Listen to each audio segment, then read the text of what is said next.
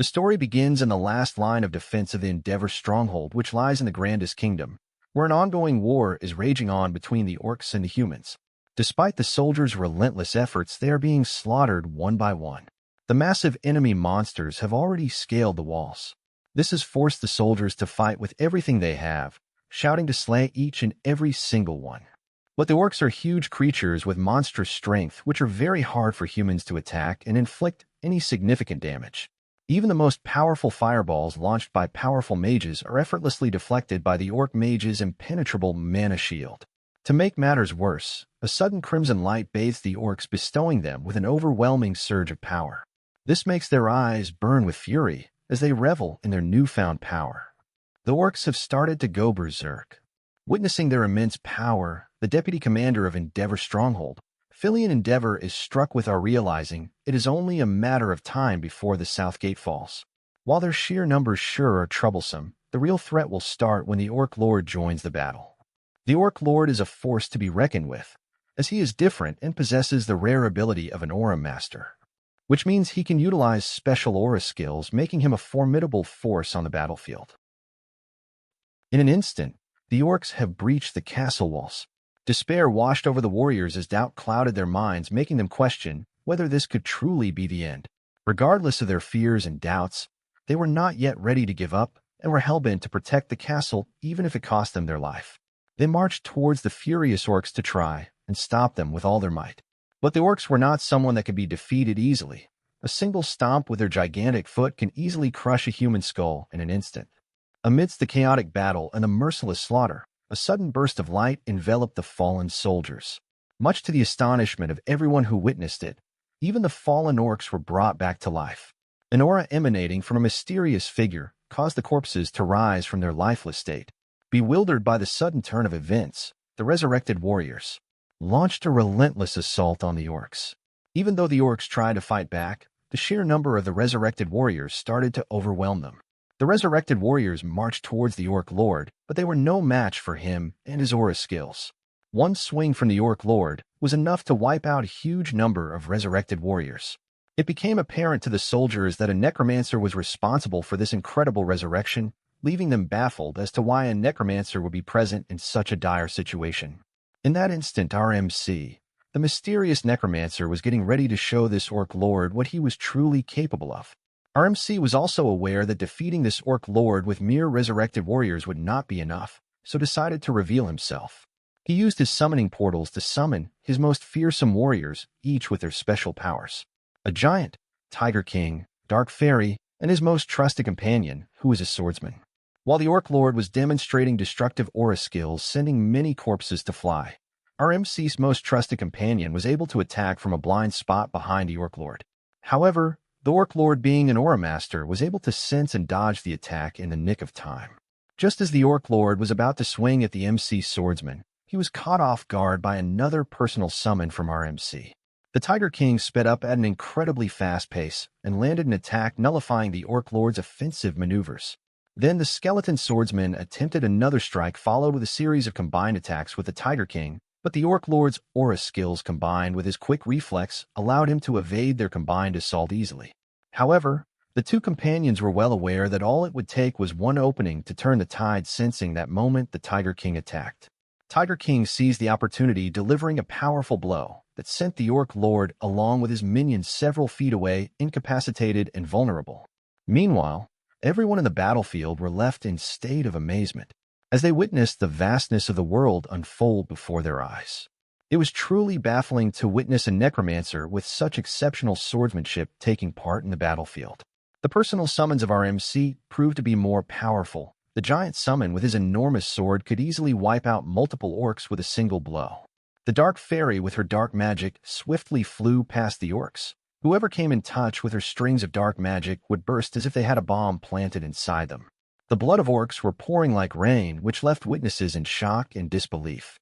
They were puzzled as to how a single necromancer managed to turn the tides of the battlefield just by himself. Even though the Empire forbids black magic, the use of it has significantly increased their chances of survival in this battle. A sense of gratitude and hope emerged within them as they realized that the necromancer along with his companions might actually defeat the orcs and save them from impending doom. Meanwhile, the Orc Lord couldn't help but commend our MC, as he never thought that mere corpses could force him to a halt. However, he warned him not to think that he could defeat him with just these tricks. In response, our MC confidently complimented the Orc Lord, asserting his superiority over him by claiming him to be a usable body with the qualifications to be his new companion. Our MC infused mana into his sword, turning it into a whip-like sword, dashing towards the Orc Lord, who also leaped towards our MC using his aura skill. He then sliced our MC's hand and leg up. However, he soon realized that it was merely just a decoy, and in that split second the orc instinctively detected our MC and attacked from his rear side. Just when he thought he landed a blow on our MC, he then summoned a huge bone wall that emerged from the ground, blocking the massive blow. Our MC then realized that the orc's abilities exceeded his initial expectations, so he must become even stronger to protect those precious to him in this world and for the sake of his survival, as Andrias Cromwell in this world. Our MC created an armor made of bones that began to cover his whole body. The armor has the ability to enhance his defense and abilities. Seeing this transformed state of our MC and having excellent swordsmanship regardless of being a necromancer with exceptional necromancy skills and worthy companions, the Orc Lord recognized our MC as a great warrior who wishes to change the world. Smiling at our MC, the Orc Lord was ready to show his true power with a final battle between them. As the two powerful individuals fought head-on, they made the ground beneath them tremble as their weapons clashed, creating shock waves that sent vibrations through the surroundings, and everyone who witnessed this feat were left in shock as they saw firsthand the destructive power of the battle unfolding before them. However, even the greatest battles must come to an end with a few more exchanges of slashes as both our MC and the Orc Lord prepared their most devastating attacks, aiming to bring the fight to a definitive conclusion, and the outcome of this epic clash would determine the fate of both combatants and shape the course of the battle. Now let's rewind to the beginning.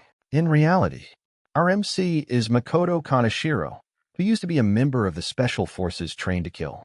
After retiring, he couldn't adapt to the life of a normal member of society. And for him, the only thing that supported him in his heart was a game called the Great Sin. So he just forgot about everything and immersed himself in the game, seeking comfort in it. After 12 weeks of playing non-stop, he finally managed to clear it.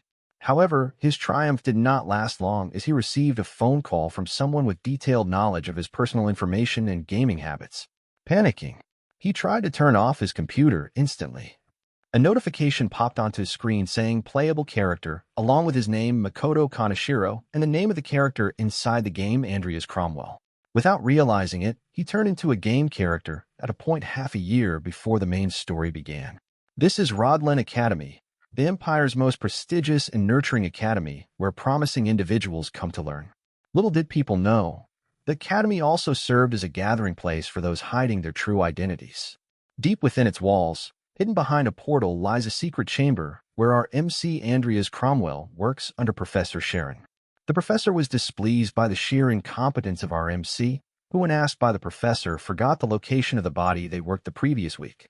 Being researchers of the forbidden black magic, necromancers, finding that body was of utmost importance, as if it were to be seen by someone, they would be executed on the spot. That is why the experiments were conducted in secret. Under the professor's instruction, our MC started to pour blood to create a black magic circle with forbidden inscriptions to perform a resurrection ritual on a dead body. Then Charon told our MC to step back as he was about to begin the ritual. A sudden blue light started to envelop them. Our MC was left in a state of awe. Suddenly, the body started to float, all covered in a blue aura. A screeching sound began to come out of the corpse. Charon then stated that the ritual was another failure. He then told our MC to clean everything up and head back to him. While Charon was telling our MC this, our MC in the back of his mind was just disappointed that he couldn't learn anything today, too. While wiping the floors stained with blood, our MC was thinking, even after all the work he has been doing, how dangerous this is. It seemed that he was not getting much out of this. But even after all this, our MC couldn't quit working with the professor, as this chamber is the only place he could read books concerning black magic. After finishing all the cleaning, Andrias went back to Charon and apologized for taking such a long time. Charon was annoyed and stated if it took Andrias half a day to just clean up, then when will he be able to do the full job by himself? Meanwhile, Andrias, in his mind, was frustrated as he had to learn everything himself and blamed Charon for not teaching him anything. Charon continued demeaning Andrias, telling him that he entrusted a simple job to him, yet he was nervous. He further warned him about not tolerating another failure anymore. Then Andrias told Charon that he will do his best. Charon then proceeds to show doubts about counting on Andrias, but decides to give Andrias another chance. So he told Andrias to go to the Ben Halez National Graveyard and bring him another body. Charon reminded Andrias that he was the one who took him in despite Andrias being an orphan. Charon then claimed that Andrias had to constantly prove his worth. If he couldn't, then Andrias already knew the consequences. Andrias knew what he meant. If he were to fail again, he would just become another body for Charon to experiment on. Finally, Charon told Andrias to leave. RMC Andrias in his mind was very angry at the professor for the terrible treatment he receives and that he did not even get the travel expenses. As RMC opened the door and was about to leave, he caught the attention of many students passing by. Andrias was not pleased with all of the glances he was getting. The students looked at him in amusement, wondering how Andrias was still in the academy. RMC, frustrated with all this, rushed past them. He was annoyed with all the problems he had to face as Andrias Cromwell, a third-year student of the academy, who was considered untalented. In the story of the Great Sin, Andrias Cromwell is an orphan boy from a fallen noble family who curries favor with the strong and slams the weak. He is a third-rated villain, the type of character that nobody wants to play, being the one always followed by the shadow of death, which means all playable characters go through the same events and later discover Charon's true identity and then kill him together with Andrias. So if Andrias doesn't find a way to get away from Charon before the main story begins, then he won't be able to escape being involved with the main characters. Andrias was puzzled if he could even clear this, but having no choice, he decided to get stronger before the main story began. The only thing that Andrias can count on are the 2 special traits he got for playing 12 weeks. One of the 2 traits was given to him at random, and he got dual core, which makes Andrias able to use both magic and swordsmanship. But our MC knew very well that only focusing on this trait was not enough for his survival. For the next trait, our MC was given a chance to choose, which made him wonder if choosing a trait that synergizes more with his necromancy would be the best course of action. Our MC then opened the system notification window. Andrias was startled when the system window showed multiple lists of characteristics to choose from. Our MC recognized some characteristics like Oriental Dao and Weapons Path, but soon decided that these would not suit his necromancy. So he decided to look for the ones he hadn't seen before. He was certain that he could find a solution here. Suddenly a trait caught his eye, which was evolution. Our MC was intrigued, as evolution is the phenomenon that adapts a living creature for it to reach higher places. It was a trait he hadn't seen before in the game. What he really needed was something that allowed him to outgrow those castle walls, an evolutionary development. So he decided there was no need to think further and selected the evolutionary trait. Evolutionary trait selected. Suddenly, he got a glimpse of the future this evolution trait will bring him. He envisioned a version of himself wielding this power to the fullest of its capabilities. Along with the undead companions, he will gather each with their own traits, abilities, and unwavering loyalty towards him. He is sure he will reach heights he never thought would have been possible before. With these newfound powers, our MC was confident that he would survive and clear the game as Andrias inside the world of Great Sins. This is Maple Leaf Dormitory of the Rodlen Academy, where Andrias was living. This is a free facility available for the students to stay in. As our MC woke up, he was thinking even though he knew Andrias was a very minor villain in the game. But seeing it firsthand, he was surprised to see that he really was so powerless and could barely use a single elemental magic. So his only immediate asset would be necromancy, which is why he chose the evolution trait. He decided to stop by the underground research room before he went to the graveyard. Since he can't be wasting his time, he needs to get stronger as fast as possible. This is not only for the events that happen in the game, but there are countless characters that can kill him besides Charon. As Andrias was scanning through the bookshelf, he found many black magic books with horrible titles which if found could get him instantly killed. But he was more afraid of something else that could kill him in that very room. RMC thought that if he was not mistaken, she is clearly a vampire. Vampires in this game are unfazed by direct sunlight and are beings that are capable of wielding powerful magic. She's not the kind of being that Charon can get his hands on easily. Furthermore, she is probably the equivalent of a mid-game boss. Andrias was minding his own business. To his surprise, he was called by the vampire to help her escape from there. She further promises that if he lets her out, she will kill Charon. She knows he's afraid that Charon will kill him someday. Andrias remains untroubled because, as expected of a vampire, she could see through his caution with Charon. He realizes he hasn't been acting like Andrias for a while now, which could be the reason she approached him. He further says that if he was to release her, there's no guarantee that she would let him go safely. Cunningly, she swears she won't kill him and that she's telling the truth. Andrias isn't naive to be convinced that a higher being like her would keep promise with a mere human. So he doesn't believe her words and calmly says that he will think about it, as he would get in trouble if he were to betray his teacher right away. The vampire isn't pleased with his response and begs him to release her immediately, as she had very little time. Andrias boards the train to head to the graveyard. He acknowledges the vampire's offer to be tempting and to be a godsend gift, but for now he concludes to research more about vampires before taking a decision he might regret. Perhaps there is a book somewhere about handling vampires which would help him tame her. The next stop is at the National Graveyard. Andrias gets off the train and makes his way towards the graveyard, carrying a huge suitcase that he uses to transport the corpse. As he struggles to carry the suitcase, he soon realizes that this is a body of a mage and money may be one of the valuable assets for him, but for now he has to put up with using some physical strength. Giving it his all, he reaches the National Graveyard, the place where all the black mages come to gather their corpses, which are used to perform forbidden rituals. A code was required to enter the graveyard and introduce oneself as scavengers. He had a faint recollection about it. He approached the guard and said he came from Jenny's house and he was her third grandson. The guard asked him if he had brought flowers, and Andrias responded saying he had brought 13 azure sky irises. Convinced, the guard opened the door for Andrias and let him in. However, Andrias was relieved that the code matched, as he only had a faint recollection. After entering the graveyard, as per the guard's direction, Andrias met the gravedigger, who was a middle-aged person and had hurt his hip after he finished digging the grave. He was pleased to see Andrias arriving just in time. As promised, the gravedigger showed Andrias the knight's corpse. Thanking the gravedigger, Andrias sets out to fit the corpse into his suitcase, but struggles due to his weak physique. Somehow he managed to squeeze it in and was about to leave before it got too late. Just as he was about to leave, a gravestone with a familiar name carved in it caught his attention. It felt as if he had seen that name somewhere before. Much to his astonishment, it was the aura master Nickel Lifehill, a legendary swordsman who underwent decades of harsh training. He lived completely isolated from the outer world, devoting his life towards the path of the sword, training his way to achieve glory of an aura master. But even though he dedicated his whole life to swordsmanship, becoming an aura master, he died of old age. It was one of the game's Easter eggs. Andrias couldn't help but wonder why they added it in the first place. In this world of the Great Sin, nobody seemed to know that Nickel had become an aura master at the end. Andrias imagined how tremendously strong his undead soldiers would be if he could create a death knight with Nickel's corpse to lead them. Nevertheless, he wasn't confident enough that he could perform the necromancy, as even Charon couldn't create a high-ranking one.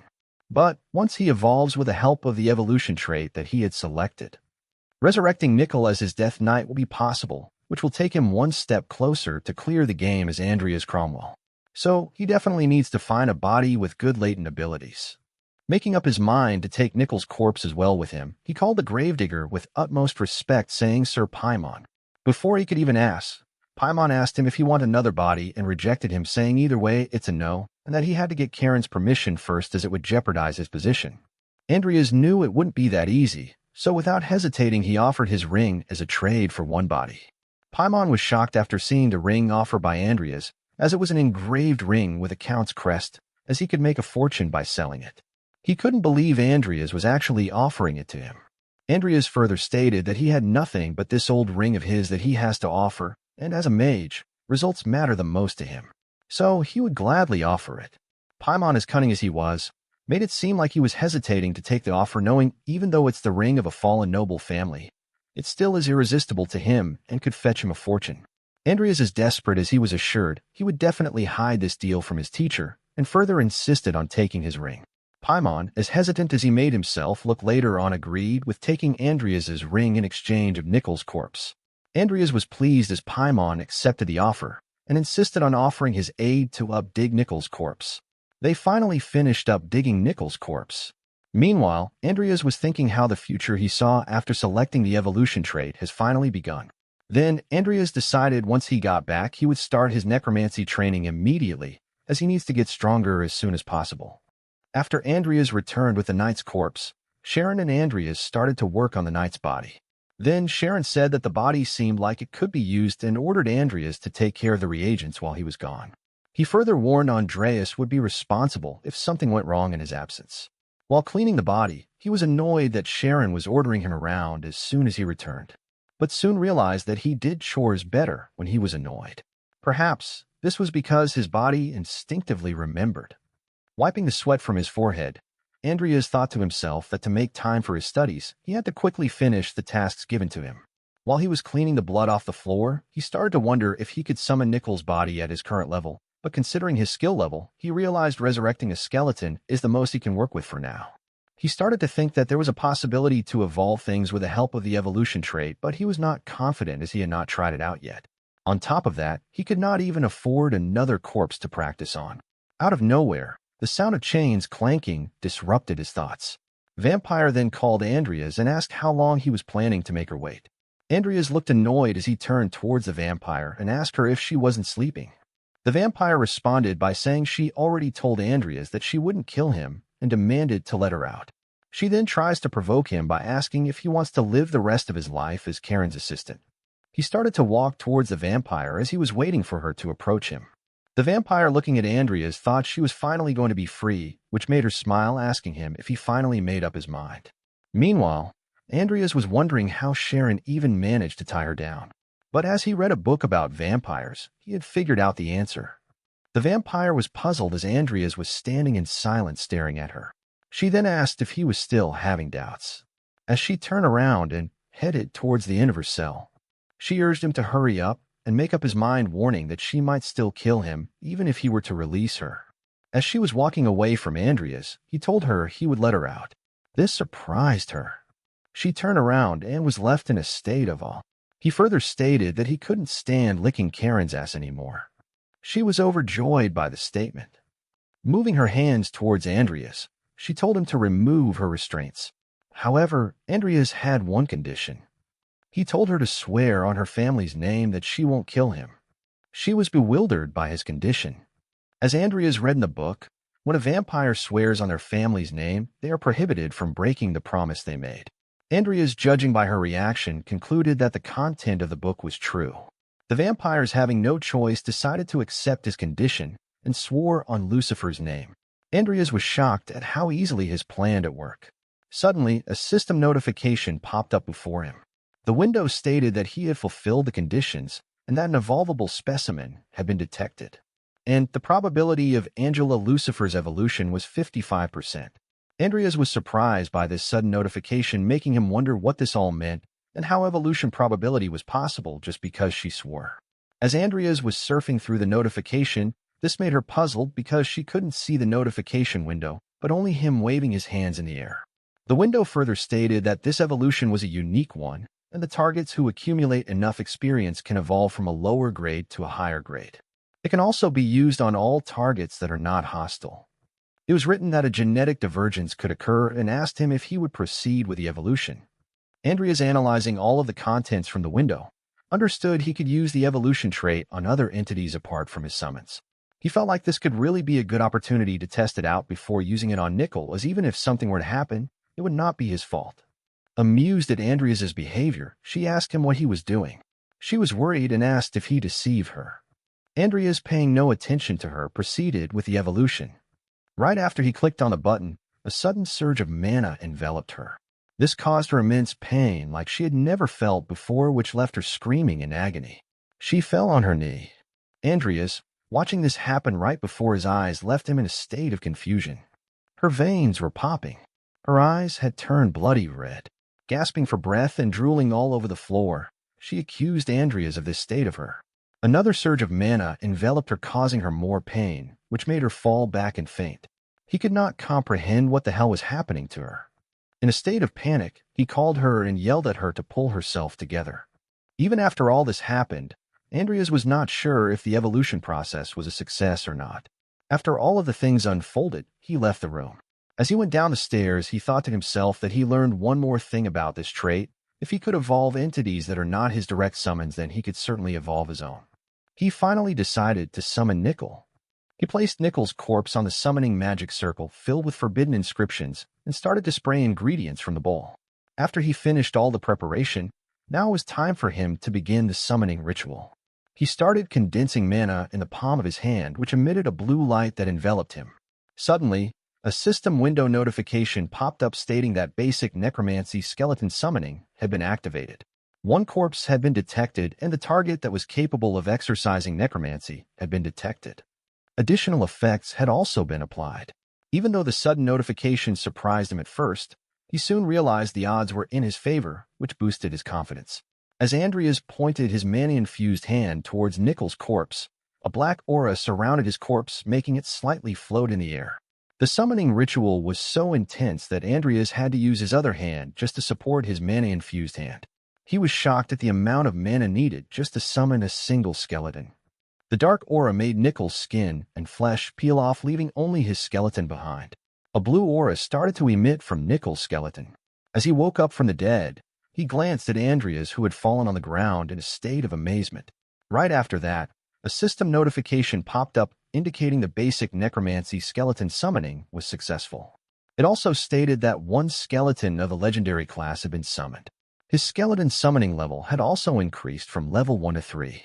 Another notification popped up stating the corpse's level was high and that bonus statuses had been applied. The corpse's level was determined extremely high, raising its tier and turning it into a skeleton soldier. Since the corpse's level was transcendent, it will regain a little of its sense of self from the past. He was both surprised and glad that the summoning had been a huge success. On top of that, it even became a grade higher than a regular skeleton. It was a legendary skeleton soldier of tier 2 level with traits: the sense of self and mastery of the sword. And its trait mastery is the state of being at the pinnacle or ultimate stage of proficiency such that there is nothing else beyond. A skeleton possessing a trait that can only be attained through effort and growth was something Andrias didn't expect. Without any doubt, Andrias acknowledged Nickel as a swordmaster when he was still alive. Nickel, using sign language, tried to tell something to Andrias. Andrias, trying to understand what Nickel was saying, asked him if he meant that he would be under Nickel's care. Nickel confirmed what Andrias said by gesturing with an OK sign with his hand. Seeing Nickel's gesture and knowing his abilities, Andrias felt a sense of satisfaction and one step closer to achieving his goal. He then further assured Nickel that he would be under his care too. After finishing the summoning ritual, Andrias came back to his dormitory. As he was resting in his room, he wondered about the timeline of the game. Looking at the calendar, he realized there was still about a year left until Charon's death. He opened his system window to look at his stats, where he found out that even if he left his summoning skill alone, its proficiency was still rising. However, for him to survive in this game, he knew that he needed to do a lot of things.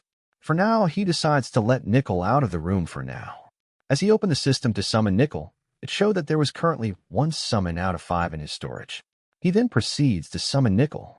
A summoning portal appears in front of Andrias, from which Nickel walks out.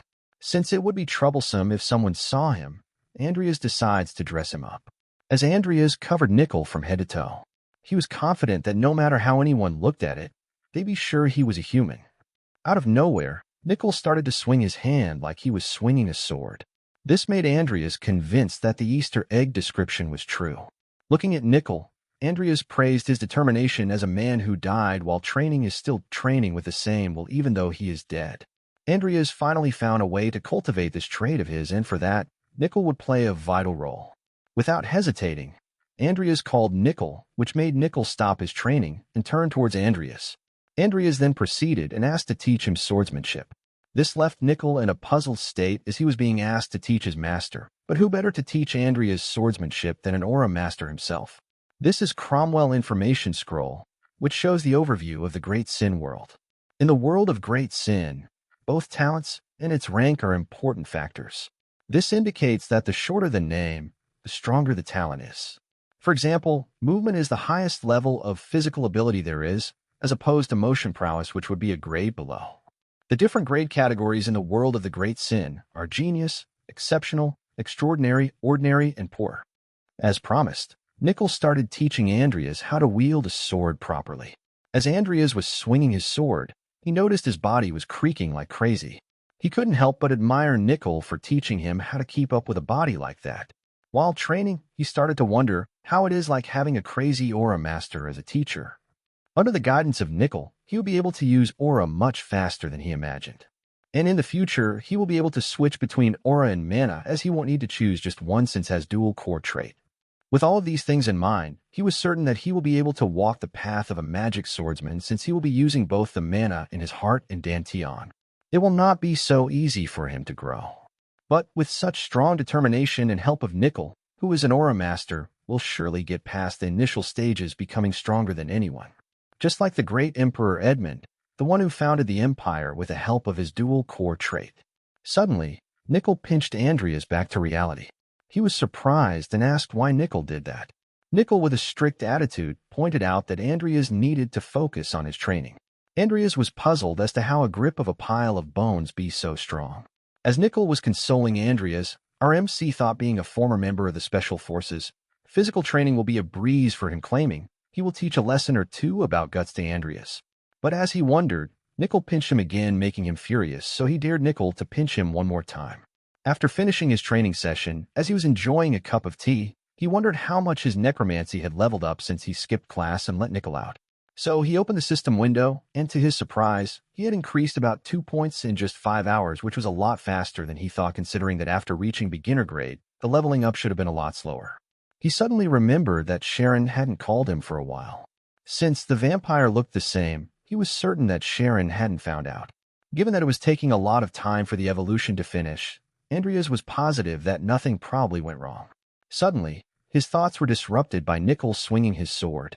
As Andrias was watching Nickel train rigorously, he stated that even though Nickel was an undead and never got tired, his sheer determination to hone his swordsmanship impressed Andrias, giving him an idea to use potions so he could also train like Nickel, endlessly healing himself forever. There are 2 types of healing potions.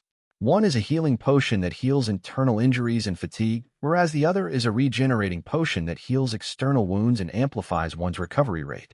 Since these potions are expensive, there was no way Andrias could afford them.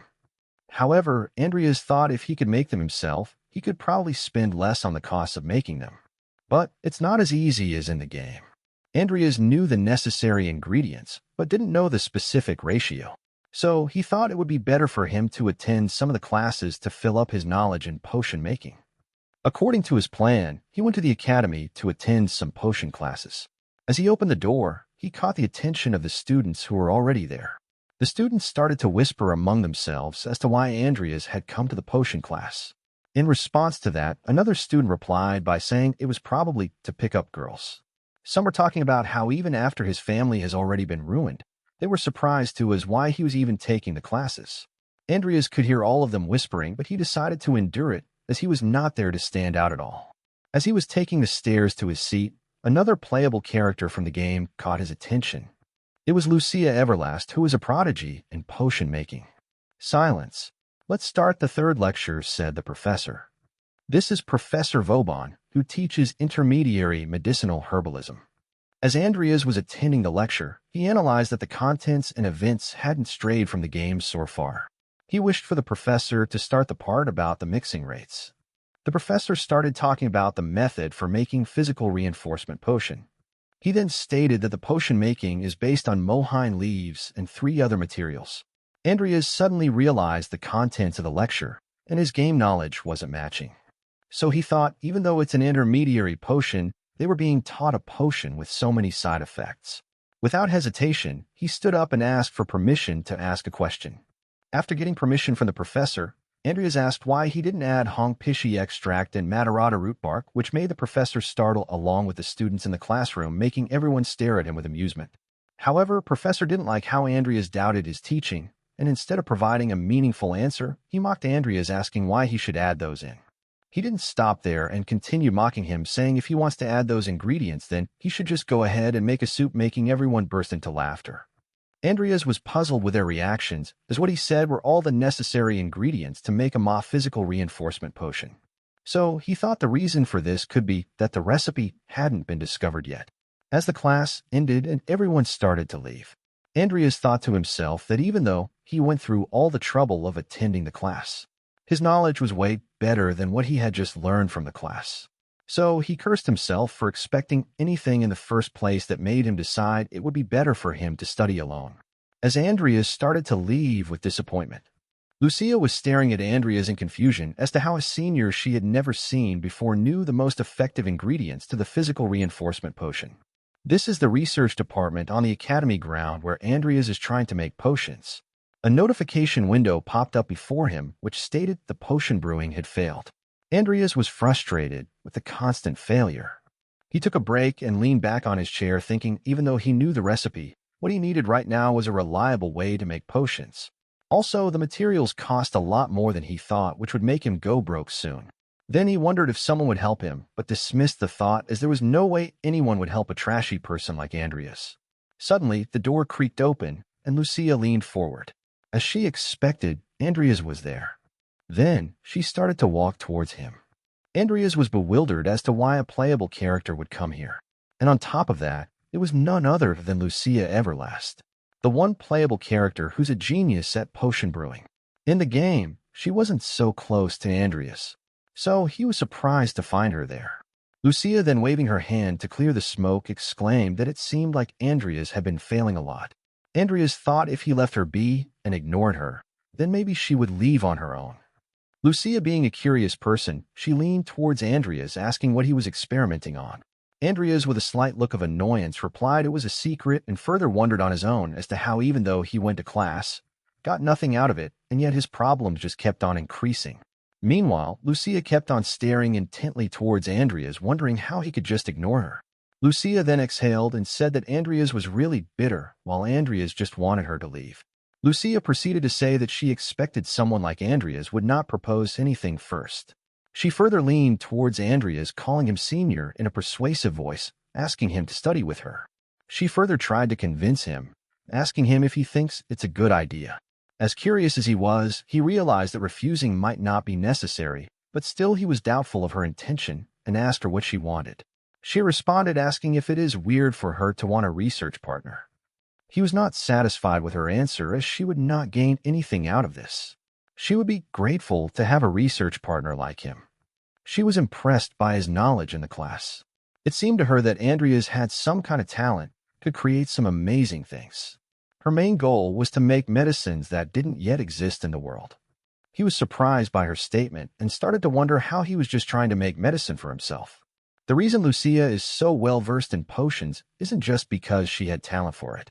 It was because if she didn't find a way to heal the disease she had, then she would eventually die because of it. Since even famous doctors and pharmacists couldn't heal her, she had no choice but to study it all by herself. The disease she had was a grave one, which was granted by the system itself. But if someone is not like Andrias, who has played the game a ton, they wouldn't be able to find the cure.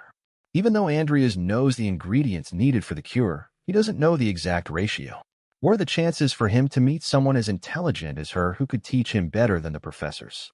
Even though she would be a very useful ally, the last thing that he needed was someone finding his real identity.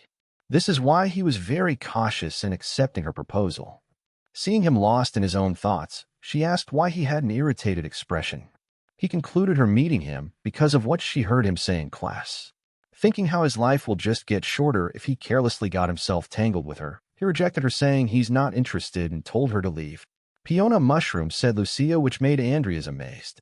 Lucia knew Andrias left the final ingredient purposely and sarcastically whispered how he didn't mention the final ingredient in class but still was needed to make the potion complete. Andrias wondered how she knew about this, as nobody should know about the main material but him. She pointed at the potion, claiming if he added the ingredient there, then he would be able to make the potion. She further said that she knew about it intuitively. If Andrias wished for it to happen, she could help him with it and perhaps even make him some money. Andrias, still refusing her offer, said she was just saying that because she was rich. He was not yet ready to give his life just because of her attractive proposal, so he told her to leave after she was done with what she came to do. Lucia knew Andrias would change his mind soon, so she started to leave the room while winking at him, saying she'll give him some time to think about it. As she left, he glanced at the door and said he didn't need to think about it. As he went back to his dormitory, it was time for his training. Nickel was training as enthusiastically as always. However, Andrias, just like always, started to zone out. He was wondering about the things that Lucia said and thought even though he wouldn't be worrying about anything, the risks were too high. He was confident he could find the ratios himself, but the main problem was money. As he suspected, he needed a way to make money first. As he swung his wooden stick fiercely, he wondered if any good idea would come into mind. His chain of thought was interrupted by a sudden swing close to him by Nickel. Andrias was startled as to how Nickel always knew when he was not focusing. Concluding he'll have more time to think about it carefully after the training ends, he decided to focus more on his training for now. Then he received a letter from his sister saying that she missed him, which gave him an idea to ask his sister for money. So he made up his mind to go meet his sister. But that was the exact same thing that the previous Andrias did. However, RMC was ashamed he had to do this as it was the only viable option. As he was on his way to his sister, he thought that no matter how much of a scumbag the previous Andrias was, this was not a way to make money. And he swore to himself that this would be the last time he will be doing this. Suddenly, he caught someone's attention. A mysterious girl who seemed to know Andrias as well was surprised to see him walking around carrying a book. She questioned herself if he finally managed to get the determination to do something. Knowing him in person, she was confident even if he changed, there was no way to fix his trashy personality. Even though he had already noticed the girl, he pretended as if he hadn't seen her and walked away calmly. In the back of his mind, he knew she was none other than Diane Alvin herself, the genius magician and young lady of the Alvin family. She was another playable character who could kill him easily in the academy.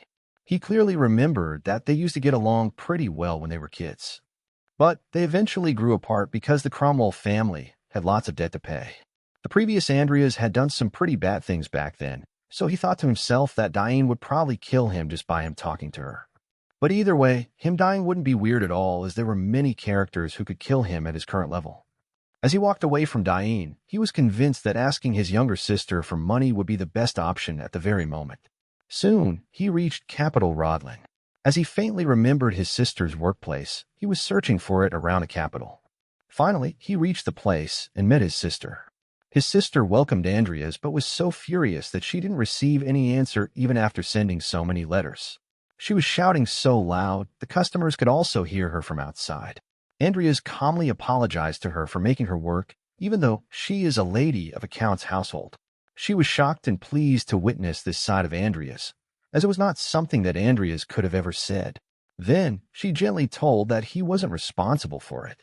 And this is Amy Cromwell, Andrias's younger sister, a gentle and hard-working soul who loved her brother immensely and was always there for him. As he nervously held his cup, her sister, knowing that he was there for more money, blushed at him, questioning the serious face he was making. She, being a loving sister, had already prepared some money for him but warned him not to spend it carelessly. While he was taking the envelope, he thanked her for it and promised to pay her back. Suddenly, Amy was in a state of shock. She noticed Andrias wasn't wearing the ring, and when asked about it, he nervously replied that he took off the engraved ring so he wouldn't lose it. Amy, trying to believe Andrias, asked whether he was taking good care of it or not. Judging by the looks of Amy, he thought that he can't tell her the truth. Seeing Andrias's silence scared Amy. This made her ask, "You didn't do it, did you?" As Andrias continued to be silent, Amy realized that he had already sold the ring. With disappointment in her face, she told him no matter what he shouldn't have done that. Andrias, with guilt of what he had done, apologized to Amy. Disappointed with Andrias's actions, she furiously got up, banging the table, scolding him to get out and that she did not want to see him anymore. She turned around and started to leave the room crying. Andrias tried to stop her, but without listening to him, she ran out of the room screaming not to come here and that he didn't have to pay her back anymore. Andrias, with a sense of realization, yelled that he would get the ring back. From this reaction of Amy, he realized that the ring must have been a really important item for her. After all, it was his first time seeing Amy so angry. A sense of despair ran our Andrias, which made him feel miserable, like he had never felt before. Strengthening his resolve, he promised to himself that he would get the ring back as soon as possible, because what meaning is there in life when one's simply existing? As he reminisces about his past life, in which he wasn't happy when he was surviving alone. With a calm look and a sense of confidence, he made up his mind to make the best of what he got and reconsidered to accept Lucia's proposal. Andrias accepted her offer. As they started to work together, a week went by. All of a sudden, one morning, Andrias went to Lucia to wake her up and motivate her to get up and run a little, as she had stayed like an ET inside her room for a whole week. As Andrias was pushing himself, Lucia was lazing around as usual. Sleeping on the bench, she tried to encourage him by saying he could do it, stupid senior. As days went by, they continued their research together. They made time apart from their classes to do experiments. Andrias knew his body was weak. He was determined to get stronger through consistent and rigorous training. However, Lucia, being the lazy one, continued to sleep while Andrias was training. It was very tiresome for Andrias to use his spare time to train and do experiments, but sometimes Lucia switches up and helps in making things go faster. But most of the time, she is just sleeping. One evening, as Andrias continued his experiments, he called Lucia asking why it felt like he was the only one working. She quickly denied his accusation, saying he was just imagining things further, demanding a candy. Her constant laziness annoyed him. As Andrias was saying instead of doing nothing, Lucia interrupted him, suggesting to decrease the amount of Matarata and increase the amount of Todor's tree essence. Without a doubt, he accepted her suggestion. As he was following her instructions, he thought how her intuition is really precise, getting right into the heart of the problem. He knew he was doing this just because of the money, but working together really was the best answer. As he mixed all the ingredients and poured the extract into another container, the mixture in the container started to glow. Then, he took a small dose of the mixture and poured a few drops into the potion. As soon as the mixture touched the potion, a sudden system notification popped up in front of Andrias, which startled him. The potion was a success. They had manufactured a physical reinforcement potion of an intermediary grade. Andrias stood in excitement. Lucia was surprised by his sudden action and asked if he had failed again. With a sense of joy and accomplishment, Andrias turned towards Lucia, claiming that it had finally worked.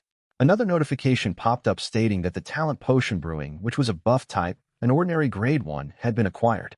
The conditions had been met. He was surprised he got a new talent. Another notification popped up indicating evolution of the new talent was possible. The probability of buff type potion brewing was 32%. He didn't have any idea what this meant. Reminiscing back to the time when he evolved the vampire, he figured out that he could evolve traits as well. He questioned himself if this meant he could basically evolve anything if the conditions were fulfilled. However, he wasn't satisfied with 32% probability value, as it was even lower than the time when he evolved the vampire. He decided to save it for now and focus on the potion.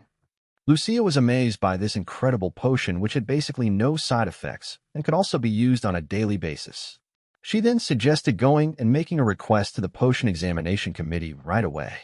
Andrias calmly replied that she could do that part since he had basically done all the work so far. Lucia, jumping in excitement, said she was going to be busy with her midterms, which was starting tomorrow. As their midterm examinations were starting tomorrow, they were both going to be busy, but since Andrias had made it easier for Lucia, she decided to take care of it. Andrias was annoyed as he found out she was purposely slacking off. In the meantime, the scene shifts towards the vampire laying in the cells. The remaining time for the evolution of Angela Lucifer was 14 days, 21 hours, and 33 minutes. She asked herself what the hell she had done, as her whole body was burning and in terrible pain, but she continued to endure the pain as she felt like there was something more to this pain. As Andrias was in the train that was heading towards the midterms evaluation spot, an instructor told the students to gather together so that they could explain how the evaluation was going to work. Knowing Lucia, Andrias, holding a book in his hand, thought she could easily pass the first examination. After that, the last part of the examination takes place in the magic tower. Andrias was well prepared as he had done a lot of training with Nickel, which made his swordsmanship and necromancy level increase considerably. Andrias thought he would be fine as long as he could manage to pass the midterms. As he wondered, he remembered and got excited to check up on the vampire as the evolution was about to finish. He planned that once he completes the evaluation, he would go back and give an excuse which probably would give him the opportunity to check on the vampire. Meanwhile, two girls sat opposite Andrias and started whispering among themselves. One of them called the other girl with her name Diane. She was none other than Diane Alvin, the genius magician Andrias had encountered a few weeks earlier. The other girl asked Diane what she thought the midterms would be about this time, as every year the evaluation process would be changed. Startled by the sudden question, Dean looked at the other girl and asked what she meant. The other girl started to explain that the requests and group members would be given at random, and if one was lucky, it could be a breeze. Diane, being a model student, was not pleased by this explanation, so she said that no matter who she got paired up with, it would not matter, as she would easily clear this evaluation. But leaning in towards Diane, the other girl whispers that it would not be so simple. Pointing toward Andrias, the other girl asked Diane, what if she got in the same team as him? Unbothered by the whispers, Andrias started to put the book in his bag. The efforts of his rigorous training could be seen on his body as he has gained significant muscle mass and now looked like a warrior. Diane was puzzled with the question and was in a state of confusion looking at Andrias. Then one of the professors on board the train told everyone to get ready as they would be arriving at the Orc training station. Soon the train reached its station and the professor told everyone to get off the train. The students proceed to get off the train following the instructor's instructions. After all the students had gathered together, the professor started to explain about the evaluation. He said that as stated previously, the third year's midterm exams will be a group task with random members. Each group would be composed of 3 students from the warrior department, 1 student from the magic department, and a supervisor. The professor then said that the group will have until Monday to complete the approved task and wished best of luck to all the participants. Soon all the groups were announced. Andrias was worried as he read the list of all the members that would be in his group. He already knew that the academy had countless villains besides him and Charon, and in this evaluation 2 villains were in his group. The first one was a player who had fought the cult and was called the fanatic Hazar Gapri, and the other was the academy's undiscriminating murderer, called Vivian the lunatic. As Andrias read the names of the other members, he was still frustrated as to why 2 villains from the game were in the same group as him. As he thought about his luck, which was also of a trashy character, he was suddenly called by someone. He then turned slightly towards the one who called him. The stranger asked if Andrias had seen the photos of his team members and proceeded to say he was Christopher, who was in the same group as Andrias. Christopher said it seemed like he was training as a warrior even though he was a magician. This disgusted Christopher, and so he told Andrias to not get in his way. Andrias, surprised by Christopher's behavior, asked him why he was being so aggressive. Suddenly, all the other members of his team started to approach them. Hazar came towards Andrias, and Christopher waved his hand and introduced himself. He continued and said that being an unfriendly warrior was a big problem. Meanwhile, Andrias thought in the back of his mind that the fanatic Hazar had come. Vivian also introduced herself and thought these guys were crazy as Christopher and Hazar continued their argument. Christopher asked Hazar if he was saying that Christopher wasn't sociable, and that if he should leave a magician copying the warrior's training style alone. Hazar in response defended Andrias, saying he was fine with it, since everyone should get a little bit of physical exercise anyway. Their discussion was soon interrupted by the supervisor, who yelled at them to stop fighting. However, Andrias knew that they were not the only problem in this group, as they also had Ivy Claire as their supervisor, who was more like a Yankee than a supervisor. All of this made him certain that his group was the worst ever. The evaluation instructor proceeded to guide the participants that they could go and get the requests once all the group members had gathered. He further wished the students luck and asked them to try and come back alive. Having 2 villains, a mob-like knight and a Yankee professor, made Andrias worried how he would clear the evaluation and come back with a group like this. As the train left the station, the Yankee supervisor formally introduced herself as Ivy Claire, the supervisor of Group 9. Then, she took out the request form, showed it to her team members what they had been tasked with, and told them to look over it carefully. The request form was to investigate a village in Baron Balaric's territory. There is a rumor that the landlord of the village of Thrym has been murdered. An investigator who was sent 2 weeks ago had also disappeared, therefore requesting an investigation to be conducted by the Mercenary Guild. With a slight look of annoyance, Ivy asked her group members if they had any further questions. Meanwhile, Andrias was thinking she was much more aggressive compared to the game. Ivy Claire, apart from becoming the youngest Aura Master in the near future, no more information was known about her character. Even though her skills were extraordinary, her personality would make things difficult. She started to mock Andrias by pointing at him, calling him a seaweed head, and how he has been trying to play a knight recently. Being a knight herself, found it as a joke as to how a mage like him could possibly be a knight. She further mocked him, asking if he could even lift. RMC wasn't someone who let others underestimate him. Keeping his calm, he sarcastically replied he didn't want to hear that from someone who needs to chew on jerky to keep her cool. Ivy, agitated by his response, said she couldn't smoke there, and if he wanted her to chew on him instead. Panicking, Hazard tried to calm down the situation and hoped they would arrive soon. They soon reached their first destination. It was Baron's castle. As they walked towards the castle, Ivy thought that for a baron, his castle sure was big. After they entered the castle, they met with Baron Boleric, the lord of the land. He welcomed everyone, saying they had come a long way. He continued saying how shameful it was that the incident had happened, but he would briefly explain the situation to them. The landlord of the Thrym village was his nephew. He was a baronet, but he had no family and concluded that was all the information he knew. Even though they looked unsatisfied, Ivy thanked him for the details he provided. All of a sudden, Baron's butler leaned towards him, calling him his lord. As he whispered in Baron's ear something about the young master, Baron suddenly had a worried look on his face. Andrias, being the curious one, was watching intently as the butler whispered. Observing their behavior, he was very suspicious of them. After hearing the butler, Baron had a troubled look on his face. Suddenly, he stood up, excusing himself that he had to attend to something, and wished them the best of luck. After he left the room, his butler apologized for their rudeness, further stating that the young master was unwell. Ivy responded it was all right and they have got all of the needed details, so they would be leaving soon as well. The butler had a grim look on his face as he watched them leave. Meanwhile, as the group were leaving, Andrias glanced back at the butler. After they left the castle, they met Christopher and complimented him on doing a good job watching over the equipment. As Ivy unshed her sword, she stated how calm Baron was even though his nephew was missing, which made her confident that something was wrong. She called Andrias seaweed head and asked him if that was why he insisted for them to depart immediately. Andrias agreed to her statement and said that many things looked suspicious. Especially the part about the missing investigators who lost contact sounded like a fabricated story. It was also odd that they only sent one investigator even though a month had passed, but the most suspicious thing was the butler's attitude.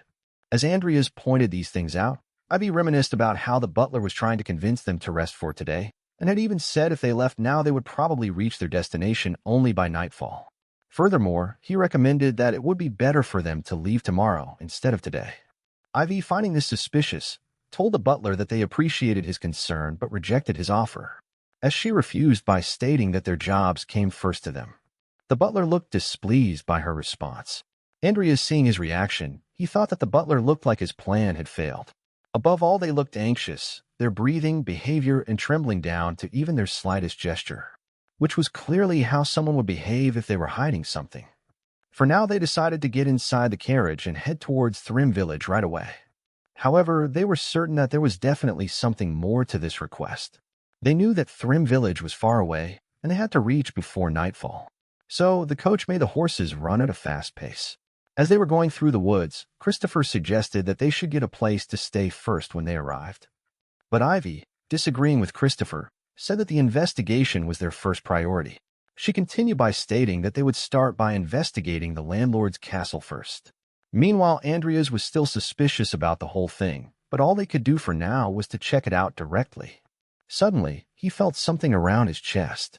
He was bewildered as to why his mana had suddenly started to shake. The sensation was getting stronger the closer they got to the village. Out of nowhere, the carriage started to shake and move at an incredibly fast pace. Everyone was surprised as to what was going on. In a state of panic, Christopher told Hazar to move as he opened the window and was about to ask the coach what he was doing.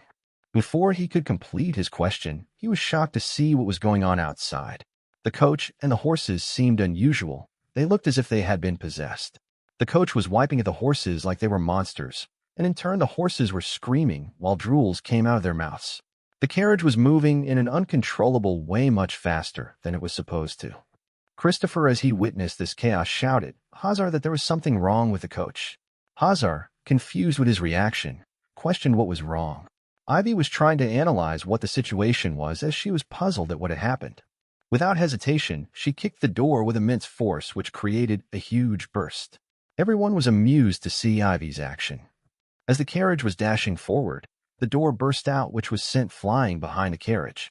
As Ivy looked outside from the carriage, she realized that it was too late. Hurriedly, she looked back and told everyone to brace themselves for impact. Everyone was scared as Ivy further stated that they were going to crash into the main gate of Thrym village. They were trying to brace themselves by holding on to whatever they could. Suddenly, they crashed onto the gate, which made the horses fall down and the carriage destroyed, sending its wheels flying. As they were moving at an incredibly fast pace, the main gate couldn't withstand the force, which made the carriage slide towards the villagers near the gate. Because of the crash, the coach fell near the villagers, who were dancing in an unusual manner. The villagers' eyes were white, which looked like they were possessed, just like the coach and the horses before the incident. Everything in this village seemed weird, and even though this commotion had happened, the villagers paid no attention and still kept dancing like they were being controlled. As they were getting out of the carriage, they looked unharmed by the crash. This was because they were prepared for the impact. They then stood on the carriage. But witnessing all this, they were trying to understand what was happening there in that village. Andrias, along with his team, were in a state of confusion as to why all the villagers were dancing. The villagers looked like they had no control over their body. Even though they were exhausted and were drooling, they kept on dancing. Puzzled with all of this, Christopher called Andrias and yelled what was going on there, and what was wrong with the villagers claiming that a mage like him should know. Meanwhile, Andrias, in the back of his mind, was convinced that this was something more than just a mana anomaly. Grabbing his chest, Andrias concluded that the fact his mana was reacting meant that this was the work of a mage. But not an ordinary one, a mage who wields black magic and is powerful enough to control the whole village. To investigate further, they decided to capture one of the possessed villagers. Suddenly, one of the possessed kids started to run towards them. But Vivian pinned him down on the floor. While everybody was looking at the possessed kid calmly, Vivian, trying to restrict his movement, sat on him. As he was still struggling, Vivian wondered that this is not the strength of a normal kid. Hazar grabbed one of his legs. He was shocked to see the kid's feet worn out since he had been dancing for the whole day. Just as they assumed, it was a curse. Hazar then concluded that there was connection between their request and the curse. Agreeing to Hazar, Christopher said that the landlord had been gone for about a month, so if they had been dancing since then, they should have died from exhaustion a long time ago. Andrias interrupted, saying that it seemed like there was someone taking care of them so that they didn't die. Christopher glanced at Andrias as he interrupted him. Ivy, frustrated with all of this, told him that they probably got dragged into something troublesome. Meanwhile, our MC thought that Andrias didn't die here in the game. But if they had taken the butler's suggestion and rested in the castle, the Baron would have covered up everything that was happening in the village. Since they came to the village instantly, the situation changed. They got dragged into a dangerous situation. The level of mana that Andrias felt was at about the same level as Charon's. But to be able to use it on such a large scale seemed weird. Andrias suddenly figured out what was happening, then questioned himself if they really had an artifact. With a surprised look that Andrias gave, Christopher called him Big Head and asked what was wrong. Andrias, maintaining his composure, replied they had way too few clues at the moment, further suggesting to search the landlord's house as the first step is collecting information. They soon reached the landlord's house. However, they were surprised to see many corpses tied to a pole burning in front of the house. As they went inside the main gate, Ivy, without any hesitation, kicked the front door. Instantly, they entered inside the house, maintaining their fighting stance, prepared to face anything that comes their way. However, what they witnessed was not something that they had expected. As they walked further, they saw many corpses lying on the floor. It looked like a massacre had happened there. As they walked past the corpses, Christopher noticed something. The clothes of one of the corpses looked like they were from the Empire's investigation team. He further stated that it seemed like a long time had passed since they died. Meanwhile, Andrias commented that perhaps they wouldn't be able to solve this themselves, to which Ivy glanced at him with confusion. He continued, saying that based on everything so far, he thinks that this is the work of a black mage. As Ivy continued to glare at him while chewing her jerky, asked on what ground he was claiming this. Andrias backed up his theory by saying it felt like someone was amplifying the emotions of the people there and exchanging them for magic power. Understanding what Andrias meant, Ivy stated that the driving force of black magic is human emotions after all. So, the landlord was probably also killed. Andrias suggested that this could have been because the landlord would have obstructed them. Then Christopher, with a worried look, asked if those burning bodies outside were a part of some kind of black magic ritual. Andrias responded with a maybe. With a serious look, Ivy told them that they would know the truth eventually after capturing those criminals. So she ordered everyone to search every part of that mansion first. Everybody looked for clues while not straying far apart. They were looking everywhere. After searching for a while, Hazar claimed that they had not found anything so far, not even the landlord's corpse. Meanwhile, Vivian was looking out the window, and something caught her attention. She called Hazar and told him to look outside. As everyone looked out the window, they were surprised. The villagers that were dancing before had suddenly stopped and started to walk towards the mansion. With a worried look, Andrias thought that the perpetrator was finally moving. In a panicked state, Hazar asked what they should do as it seemed like they had been noticed. Andrias, in the back of his mind, thought that it was as if the villagers had been waiting for them to enter the building. As Hazar was scared, he again asked Supervisor Ivy what they should do. Ivy, worried by the state of her team members, thought for a while. Then she commanded them to stop the search for now and leave the building, further ordering Hazar to go find an escape route. Agreeing her command, he turned around and instantly ran to find one. As he was running, he suddenly stopped when he saw something. It was the villagers. They were rushing towards them like zombies. He then warned his teammates that they had already reached the second floor. One of the villagers grabbed his hand. Hazar panicked. He tried to resist the villagers with all his might. While Hazar was resisting, Christopher rushed towards him. Pushing the villagers aside, he saved Hazar. He took out his sword and chopped one of the villagers' hand, further instructing Hazar to go and protect the mage at the back. He assured him that he would take care of the front. Suddenly, a bright light startled him. As he turned around, it was an explosion. So he tried to brace for impact. As blood splashed on Andrias's face, he realized that the attack he had sent towards the villagers had also harmed Christopher and sent him flying towards him. Andrias was bewildered as he witnessed what had happened because of him. Suddenly, he felt a sensation that he had felt in his past life. He was numbed by this sensation and couldn't move anymore. Seeing Christopher bleed because of him reminded him of his comrade who had died protecting him. Andrias couldn't move anymore. He had fallen on his knees and was crawling on the floor. His vision started to blur. He could faintly hear Hazar calling Christopher multiple times. Suddenly, Ivy appeared before him yelling that they were still coming. She called him Seaweed Head and asked him what he was doing.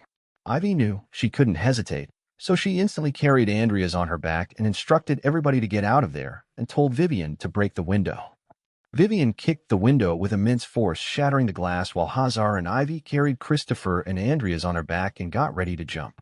As Ivy jumped, she could see a lot of villagers outside the mansion. As soon as she landed, Hazar also landed beside her. She knew they couldn't stay there, so she commanded them to run. As they started to run, Vivian also landed and started to run with them. While they were running away, Andrias could see the villagers running towards them. He was frustrated as he got a flashback from his last operation now of all times. With hopes to slow them down, he gathered mana on the palm of his hand. Yelling grease, he cast the spell, making the villagers near them fall down. But that wasn't enough to stop them. So he cast another spell, Earth Shield, which made pillars of rock burst out of the ground, immobilizing some of them. Surprised by his action, Ivy asked what was with him and thought that he was alone. She told him to not use up his mana recklessly, rather asked if he could track the Black Mage's location right now. Andrias assured her that he could do it if he did it right away. He was confident that he could find him easily since the Black Mage was using his mana so blatantly. Andrias then closed his eyes and used Mana Detect.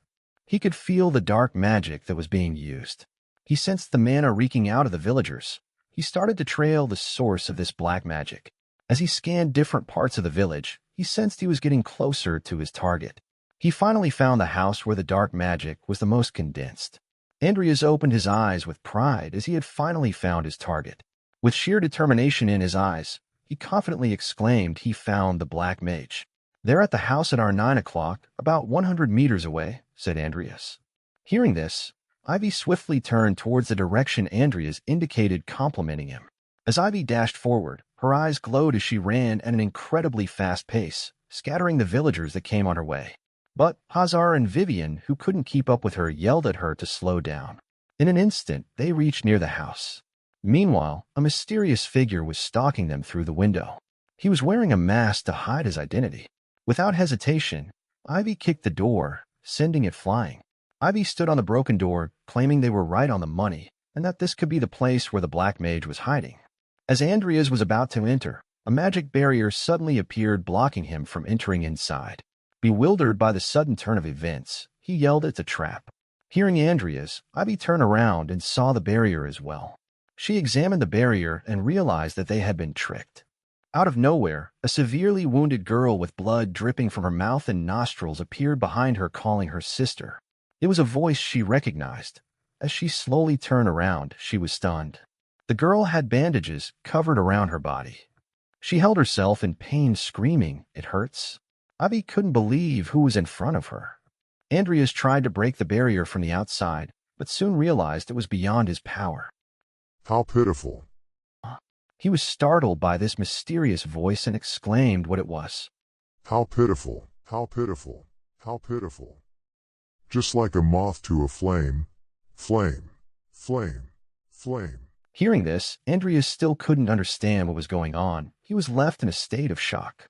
As Andrias turned around, he saw a huge magic barrier emerging, which was about to be complete. The magic barrier was so enormous, it had already engulfed the entire Thrym village. Andrias, witnessing the magic barrier almost at its final stage, was surprised as to how they had fallen into the enemy's trap. Everything was ordained by God. Kneel in the name of Sloth. The word Sloth caught Andrias's attention, leaving him in a state of confusion. He was puzzled as to why that name was appearing now, out of nowhere. The title of this game is Great Sin. Andrias knew starting with Sloth, the 7 deadly sins were split off from the main body, the Codex Apocalypse, and by collecting all of them, one can summon the last boss. As Andrias was wondering how these were the most important items for the story, a herd of possessed villagers rushed towards him to attack him. But their attack was to no avail. He swiftly slipped past them, still continuing his chain of thought as to why the name Sloth was mentioned here in a countryside which didn't even appear in the main story. The huge number of villagers started to overwhelm him. He knew it wouldn't be wise of him to fight all of them by himself, so he decides to join up with others for now. Meanwhile, somewhere around the corner, the villagers were being slaughtered one by one. As they were under the spell, they relentlessly charged towards them. It was none other than Vivian. With a monstrous look in her eyes, she endlessly swung her sword, slicing everyone that came her way. She looked as if she was enjoying all this. As blood splashed all over her, with a grim smile, Vivian yelled at them to die. Soon, Andrias reached. He yelled Hazar and asked what happened to Vivian. However, Hazar was surprised to see Andrias. Hazar was relieved to see Andrias safe. Looking at Vivian, he exclaimed this was the first time he was seeing her like that. With a look of disdain, Andrias thought he was right. He knew he couldn't trust a zealot. But leaving a wounded ally to fend for themselves was not something he liked. Considering the situation, he decided to play along. So he said it was a disaster, and above all, Supervisor Ivy got trapped inside the barrier as well. With a worried look, Hazar asked what they should do.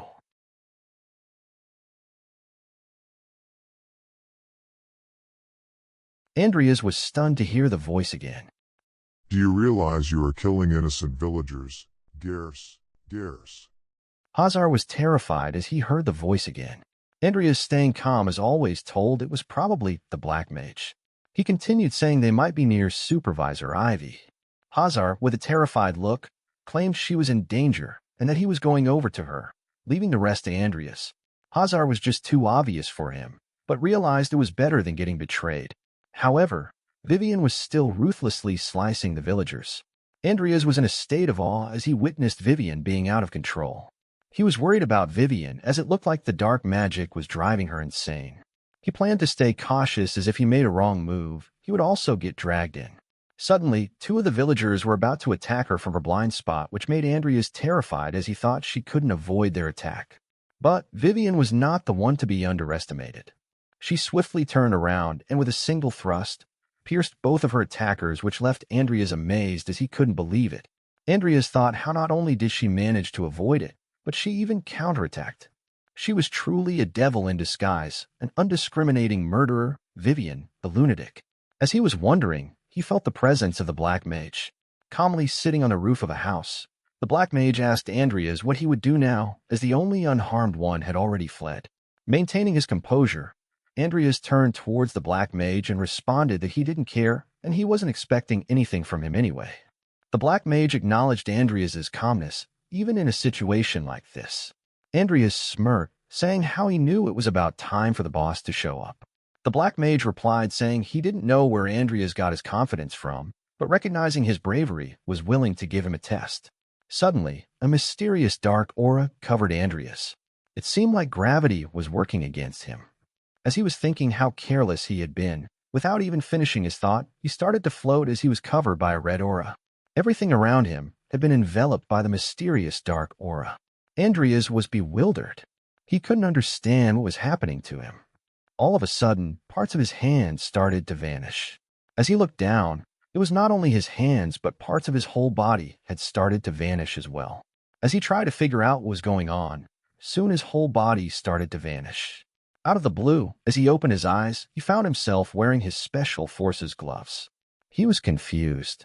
As blood dripped from his head, he wondered if everything he experienced was just a dream. The battle was in an intense situation. Multiple explosions were destroying everything around him. Witnessing this, he took cover and further decided that staying there would not be the best course of action. Gathering his weapon, he ran away from the explosions, trying to find where his allies were. The wound on his head started to bleed more, so he tried to slow the bleeding by pressing on it. Suddenly, he stopped running. He couldn't comprehend what he was witnessing. Due to the continuous bleeding, his left eye had turned bloody red. He was immobilized as he witnessed the sudden appearance of a wounded man. He stared intently, trying to recognize who the wounded man was. Even though the man was severely wounded and was missing an arm, he tried to warn our MC by yelling, "Makoto, run." As he heard his voice, he instantly recognized it was his old comrade, Shohei. He rushed towards him to provide him aid. But unfortunately, Shohei had already reached his limit and fell down. Our MC, holding his fallen comrade, yelled his name, trying to keep him conscious. But sadly, he realized that Shohei had passed away. He felt guilty as he couldn't do anything to save his comrade, so he yelled in frustration. Holding his fallen comrade, he felt a sensation of déjà vu that he had experienced before, not as Makoto, but as Andrias in the world of Great Sin. Our MC, not being able to grasp the situation, thought to himself who the person was. In an instant, he regained a certain memory of Andrias and realized it was none other than his father. The memory was of the last moment where he held his father dying in his arms. In his last moment, he gave Andrias his family ring, stating as long as he had that ring, he would be recognized as the true lord of the Cromwell household, and asked him not to be burdened by his father anymore. Andrias could not hold his tears back as his father told him his dying wish was for Andrias to be happy together with Amy. Witnessing all this, our MC finally understood what Andrias had gone through and what he now had to do as Andrias. Instantly, he reached forward and grabbed the illusion he was in. The black mage who was standing outside was puzzled as he sensed something.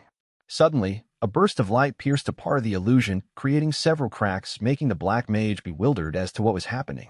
He then reached his hand out, piercing the already cracked illusion. The black mage could not comprehend how Andrias did all this.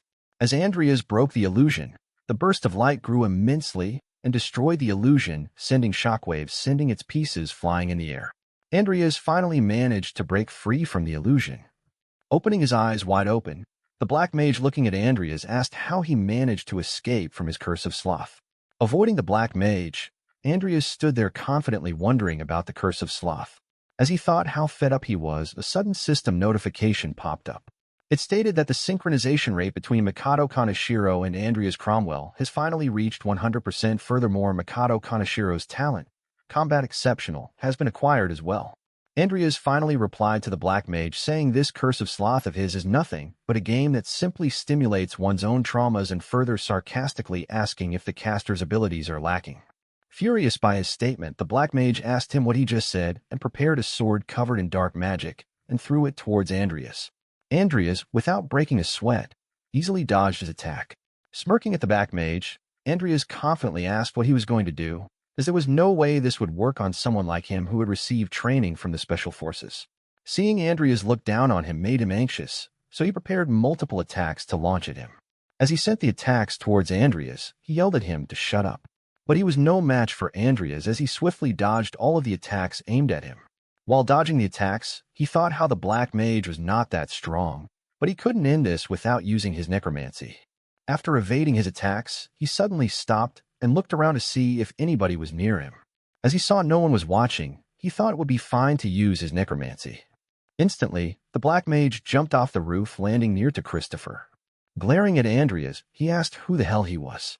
Glancing at the black mage, Andrias, with a look of confidence, told him that he would show him right now, and proceeded to use his necromancy. The black mage was astonished by the sudden turn of events.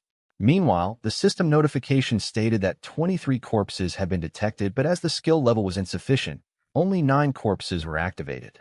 A blue aura covered the corpses around Andrias. Another notification popped up stating that the skeleton summoning had been successful. All the corpses rose up and stood around Andrias. This made Andrias look like a fearsome necromancer surrounded by his subordinates. The black mage was shocked to see a necromancer on the battlefield. As he tried to make sense of things, he assumed and asked if the black magic congregation already knew that he was in possession of the Sloth. As the black mage mentioned the congregation, Andrias instantly realized that there really was a congregation, and as the black mage had misunderstood him, Andrias thought this would be the best time to shake him off. So he planned to further instigate the black mage. Another notification popped up indicating that 7 skeletons that were common grade and 2 skeleton soldiers of common grade had been summoned. Then Andrias told the black mage that he had been entrusted with recovering the page of Sloth in the name of the congregation. Furious by Andrias's words, the black mage preparing an attack mocked Andrias if he could defeat him with the likes of mere skeletons. In an instant, some undead skeletons rushed towards the black mage, but the black mage was unfazed and launched his attack toward the undead. He continued to mock Andrias, stating if he thought he could match the power of Sloth. The black mage's attack was a powerful beam of light that shattered through the undead skeletons. All of the skeletons burst into flames as the attack pierced through them. Andrias, who was standing behind them, was puzzled to see the power of Sloth that was coming towards him. Without a moment of delay, the attacks reached him, but he successfully blocked those attacks with his earth shield. But this was not the end, as the black mage shouted at Andrias to stop pretending and prepared another attack with his black magic that looked like a dark spear. Andrias, behind his earth shield, knew he could not underestimate this enemy and opened a portal calling for Nickel. Launching his attack towards Andrias, the black mage yelled that those skeletons were nothing but small fries. Little did he know that Nickel, a loyal companion of Andrias and Aura Master, was silently waiting for him to attack. As the attack came closer to Andrias, out of nowhere, Nickel jumped and slashed his dark spear. The black mage was shocked at what he was witnessing. He could not believe how all of his attacks were being easily slashed. As he saw all this, he panicked and thought how a mere skeleton could cut through his dark spear. Acknowledging Andrias, the black mage knew he had to give it his all and decide to use the Page of Sloth. As the black mage took out the Sloth, Andrias could not believe that he was going to use the power of Sloth. But the black mage had already launched a spell that summoned a huge hand engraved with enchantments and had attacked Nickel, who was trying to block it. As the Page of Sloth began to open, bright lights started to emerge through the Page of Sloth. Andrias, with his eyes wide open, was astonished to see the mana that the Page of Sloth was emitting. Meanwhile, the black mage was frustrated with Andrias as he made him use his precious collected Sloth power, which amplified his power and made it easier for him to summon multiple huge enchanted hands and attack Nickel. Threatening Andrias, the black mage said that he will pay with his life for disrupting his plans and launched his attack. The attack, enhanced with the power of Sloth, was destructive enough to make the ground explode while Nickel proceeded to dodge them. The huge enchanted hands stretched like there was no end to them. The power was so destructive that even Andrias had to dodge it to avoid damage. As Andrias analyzed those attacks, he figured out that it would not be a problem for him to react if the attacks were only this fast, and that his loyal summon Nickel is durable enough to withstand the black mage's attacks. Nickel could not just withstand the attacks, but could counter fearlessly too. As Nickel launched multiple counter slashes to block the huge enchanted hands, witnessing all this, the black mage was dumbfounded. He was frustrated with all of the things these two were capable of and shouted at them to die quietly and infused more power into his attacks. With each passing second, the attacks became faster. This made Andrias worried a little. But soon Andrias realized that the black mage was having trouble controlling his strength, which meant that he still had not fully mastered the power of Sloth. Without a moment's rest, Andrias told Nickel to go to his blind spot and strike him. Meanwhile, the black mage directed multiple fierce attacks towards them. Andrias, analyzing the situation, called for Nickel. But it seemed like there was no time, as the attacks instantly reached them, leaving a huge impact that shattered the ground. Finally, the black mage's attack had worked. As he looked at the huge enchanted hands and the shattered ground, he sighed a sense of relief. But to his surprise, the attack had not worked as he thought. Andrias stood up, making the black mage think that he was a persistent one. As he grabbed his wounded hand, Andrias gasped and yelled at the black mage, calling him a bastard, as the one he just destroyed was someone he recently got his hands on. The black mage, dumbfounded by his response, looked at him and started to laugh, telling him it was his bad and that he didn't have to worry because he will send Andrias to the same place where the skeleton is now. He then channeled the Page of Sloth's power and launched even more powerful enchanted huge hands towards Andrias, bidding him farewell. Andrias looked unfazed because everything was going according to his plans. The black mage had finally fallen into his trap. With a grim smile, he summoned Nickel behind the black mage where his blind spot lied. The black mage was both confused and shocked as he felt Nickel's presence, who he thought had been destroyed earlier. But there was no time for him to react as Nickel sliced him in two halves. All that could be seen was the lifeless eyes of the dead black mage. As the two halves grew apart, Andrias could be seen standing confidently as he had successfully defeated the black mage. The moment the black mage died, the barrier that was covering the entire village started to disappear. Throughout the whole incident, Andrias wondered about who could have been the one doing this. But as the lifeless body of the black mage lay in front of him, he could see the hidden face behind the mask. The culprit behind all of this was none other than the Baron's butler. Even though the butler seemed suspicious, he did not expect him to be a black mage with a page of Sloth, which meant that somehow the Baron was involved with this as well. But he was more curious about the item that was besides the black mage's corpse. It was none other than the page of Sloth. Without thinking any further, he picked it up. A sudden system notification popped up stating it was an Apocalypse Codex, a 7th chapter Diligent Sloth, which boosted the mana recovery rate by 321%. Andrias was concerned about what he should do with this, as it's not like he can just walk around with it. As he turned around, he saw Nickel and had an idea to entrust the page of Sloth to Nickel.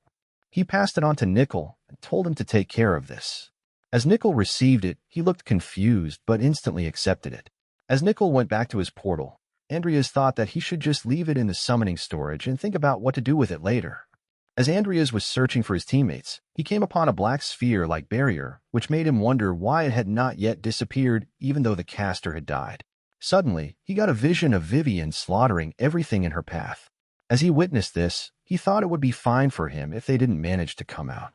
But then if he came back alone, he would have to explain how he managed to survive. And he can't say he used black magic either. He instantly knew this barrier was different from the one he was in. He moved his hand forward to touch the barrier. Suddenly, he felt a sensation from the barrier, which puzzled him. When he tried to grasp the situation, it was too late as the barrier started to suck him in. In just a few seconds, the barrier completely engulfed him. Out of nowhere, a little girl with light green hair was trembling in fear. It seemed like the cause of her fear was the chair, which to her looked like it was moving on its own. It was Andrias. As he leaned forward, he asked if the little one was Vivian Belkin. But the little girl couldn't see Andrias, which made her think the chair was talking. She instantly asked if it was a ghost or a demon. Looking at the panicked face of the little girl, Andrias assured her that he was neither a ghost nor a demon, but a fairy who had come to rescue her. Hearing this statement, little Vivian was puzzled. As she tried to comprehend what she just heard, she was left speechless. Meanwhile, Andrias wondered how it was nice that he came here, but was confused as to what the hell he was doing. He tried to calm himself down by telling himself to be patient, and that this is all an act, and he was a fairy. The reason why Andrias wanted to rescue her was related to the first thing he saw when he came here. It was the young Vivian being slapped in the face by some noble woman. As nobody could see him, investigating was really easy. As he investigated further, he found out that the woman was none other than Count Belkin's second wife, along with their household's background.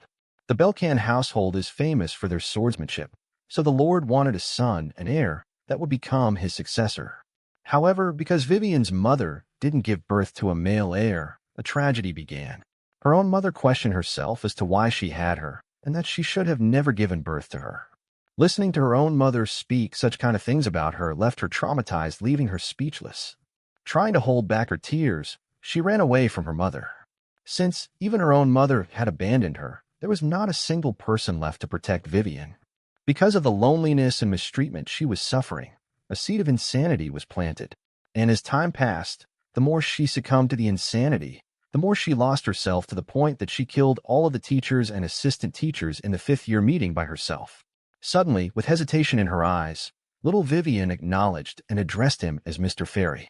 Meanwhile, Andrias thought to himself that maybe he can't make her forget her past, but he can surely give her a hand in trying to overcome it. With tears rolling down her eyes, little Vivian asked if he really came to help her. As the emotions overwhelmed her, she couldn't stop crying, to which Andrias asked why she was crying. Trying to wipe tears off her eyes, she responded saying she never had anyone try to help her before. However, Andrias was confused as he really didn't know how to deal with kids. Little Vivian tried to stop her tears as Andrias told her she had a special talent, and it's just that nobody there had recognized it yet. Surprised by this statement, Vivian asked if she really was special, to which Andrias responded affirmatively and continued saying that she had a very special and excellent talent for swordsmanship. She couldn't comprehend that she had a talent as she had not even touched a sword yet. However, Andrias as the fairy assured her that he knew a lot of things and she should trust him. Doubt remained on her mind about her talent as whatever she did, she would always get scolded. He continued to assure her by saying it was fine and that he would be by her side. But in exchange, she had to promise him that she wouldn't tell anyone about him. After hearing all of the things the fairy said, she finally felt a sense of relief and instantly agreed to him. As days went by, her mistreatment didn't end, but now she had someone who was beside her encouraging her. Not only did he encourage her, but he also started to teach her swordsmanship, and being a Belkin bloodline, she easily grasped the techniques, honing her skills, which impressed not just Andrias, even her family instructor as well. After training relentlessly for the whole day, she would exhaust herself to sleep, but even while she was sleeping, she kept her swords beside her. Looking at this, Andrias felt a sense of joy and smiled as he watched her sleep in peace. Without realizing, a month had passed. One day, Vivian started to call Mr. Fairy and asked where he was and that she had come to the promised location just like he told. She further asked if he was going to be teaching her swordsmanship today as well. Meanwhile, Andrias was behind a tree, watching her call him. Abruptly, he told her that she can't go around screaming about it. Realizing her mistake, she instantly blushed and shut her mouth. He scolded her, saying how nobody could find out about his real identity. Meanwhile, Vivian giggled and exclaimed him to be over there. Then Andrias told her that they should start training, and started to train like usual. And just like that, Andrias had spent a whole month there with Vivian. With his exceptional grade combat talent, he tried to give as much advice as he could to her. As she always had a talent for it, it synergized really well with her. This made Andrias certain that she truly was a genius prodigy. After all, those shouldn't be the movements of a brat that has only been learning swordsmanship just for a month. As she drew her sword back to her sheath, he commended her that this was the reason why she had been getting praised by her swordsmanship instructor. But without replying, she kept her head down. It looked like she had something in her mind. Gathering her courage, Vivian tried to say something to Mr. Fairy. Puzzled by this reaction, he wondered what it could be, as he thought she was a pretty confident kid. He asked her what was wrong and that her movements were perfect. She replied saying no matter how much she got praised by her teacher, Mr. Fairy won't show himself to her. Andrias was left in a state of amusement, as he never expected this to be bothering her. He wondered what he should tell her. Instantly, he told her that he was a fairy, that's why he can't show himself to her. Misunderstanding him, she asked him if it was because she was a bad child, which is why he won't show himself to her. She continued saying how she thought that if she did her best and got acknowledged. But even though she tried so hard, he still hadn't shown himself to her. With a sense of despair, she claimed it was useless no matter how hard she tried. Andrias was speechless by her confession. Out of nowhere, her father called her, stating how surprised he was by her. Both Vivian and Andrias were surprised that Count Belcan himself had come there. Meanwhile, Count Belcan praised Vivian and said to think that she had such talent, further telling her to show him that swordsmanship once more. Vivian, with a look of amazement, could not believe what her father was asking her, but quickly accepted, responding with a yes, sir, as she diligently showed her father her swordsmanship. She reached her final stance where she unleashed her immense force. As she demonstrated her swordsmanship, her father praised her, saying as expected of one with Belkin's blood, which made her blush and turn her gaze towards her father. He had seen all that he had to see. As he walked away, he further praised her, claiming that was incredible, which made her startled. She couldn't believe what she had just witnessed. Not only her, but Andrias was also left in a state of shock. As they were both processing what just happened, Vivian broke the silence as she called upon Mr. Fairy and said that it was the first time her father had ever praised her. Experiencing this feeling for the first time, her eyes started to tear up with joy, as she couldn't even dream of such a thing. With a look of amazement, Andrias stared at Vivian as she proceeded to confess how much she really wanted to stay with Mr. Fairy more, but the time for her to wake up has come. The only one who showed her kindness and helped her overcome the misfortune that had always surrounded her. Listening to what Vivian was saying, Andrias realized that she had finally woken up. Meanwhile, Vivian, looking at her hand, said it was because of him that she found the path to go forward. She knew she should follow this path and not stay stuck in the past. Andrias walked towards her, calling her name, Vivian Belkin. He then grabbed her hand and reminded her of their promise. Vivian's eyes widened as she blushed at the touch of Mr. Fairy. Andrias proceeded to request her to keep their promise. Reminiscing about everything that Andrias had done for her, Vivian also promised that she would keep this to herself forever.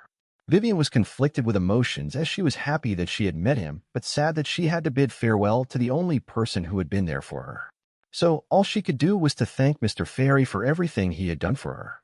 In an instant, a sudden light burst out of the barrier where they were trapped in, but Vivian's voice still echoed, stating that Mr. Fairy had shown her a good dream.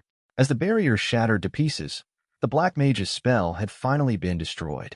They had finally come back to reality, where they were still holding hands, but Vivian had passed out. Andrias was certain that if it's Vivian, then she could do it. Especially if it's the same Vivian from that dream, then she definitely will be able to do it. After a while, Ivy broke the barrier on her own and joined up with Andrias and Vivian. Andrias, pointing at the corpse, explained that it was Baron Boleric, the one behind the incident in Thrym Village. Instantly, Ivy called him Big Head and told him to cut that bastard's head off and to not try and scar his face, which made both Andrias and Vivian startle for a moment.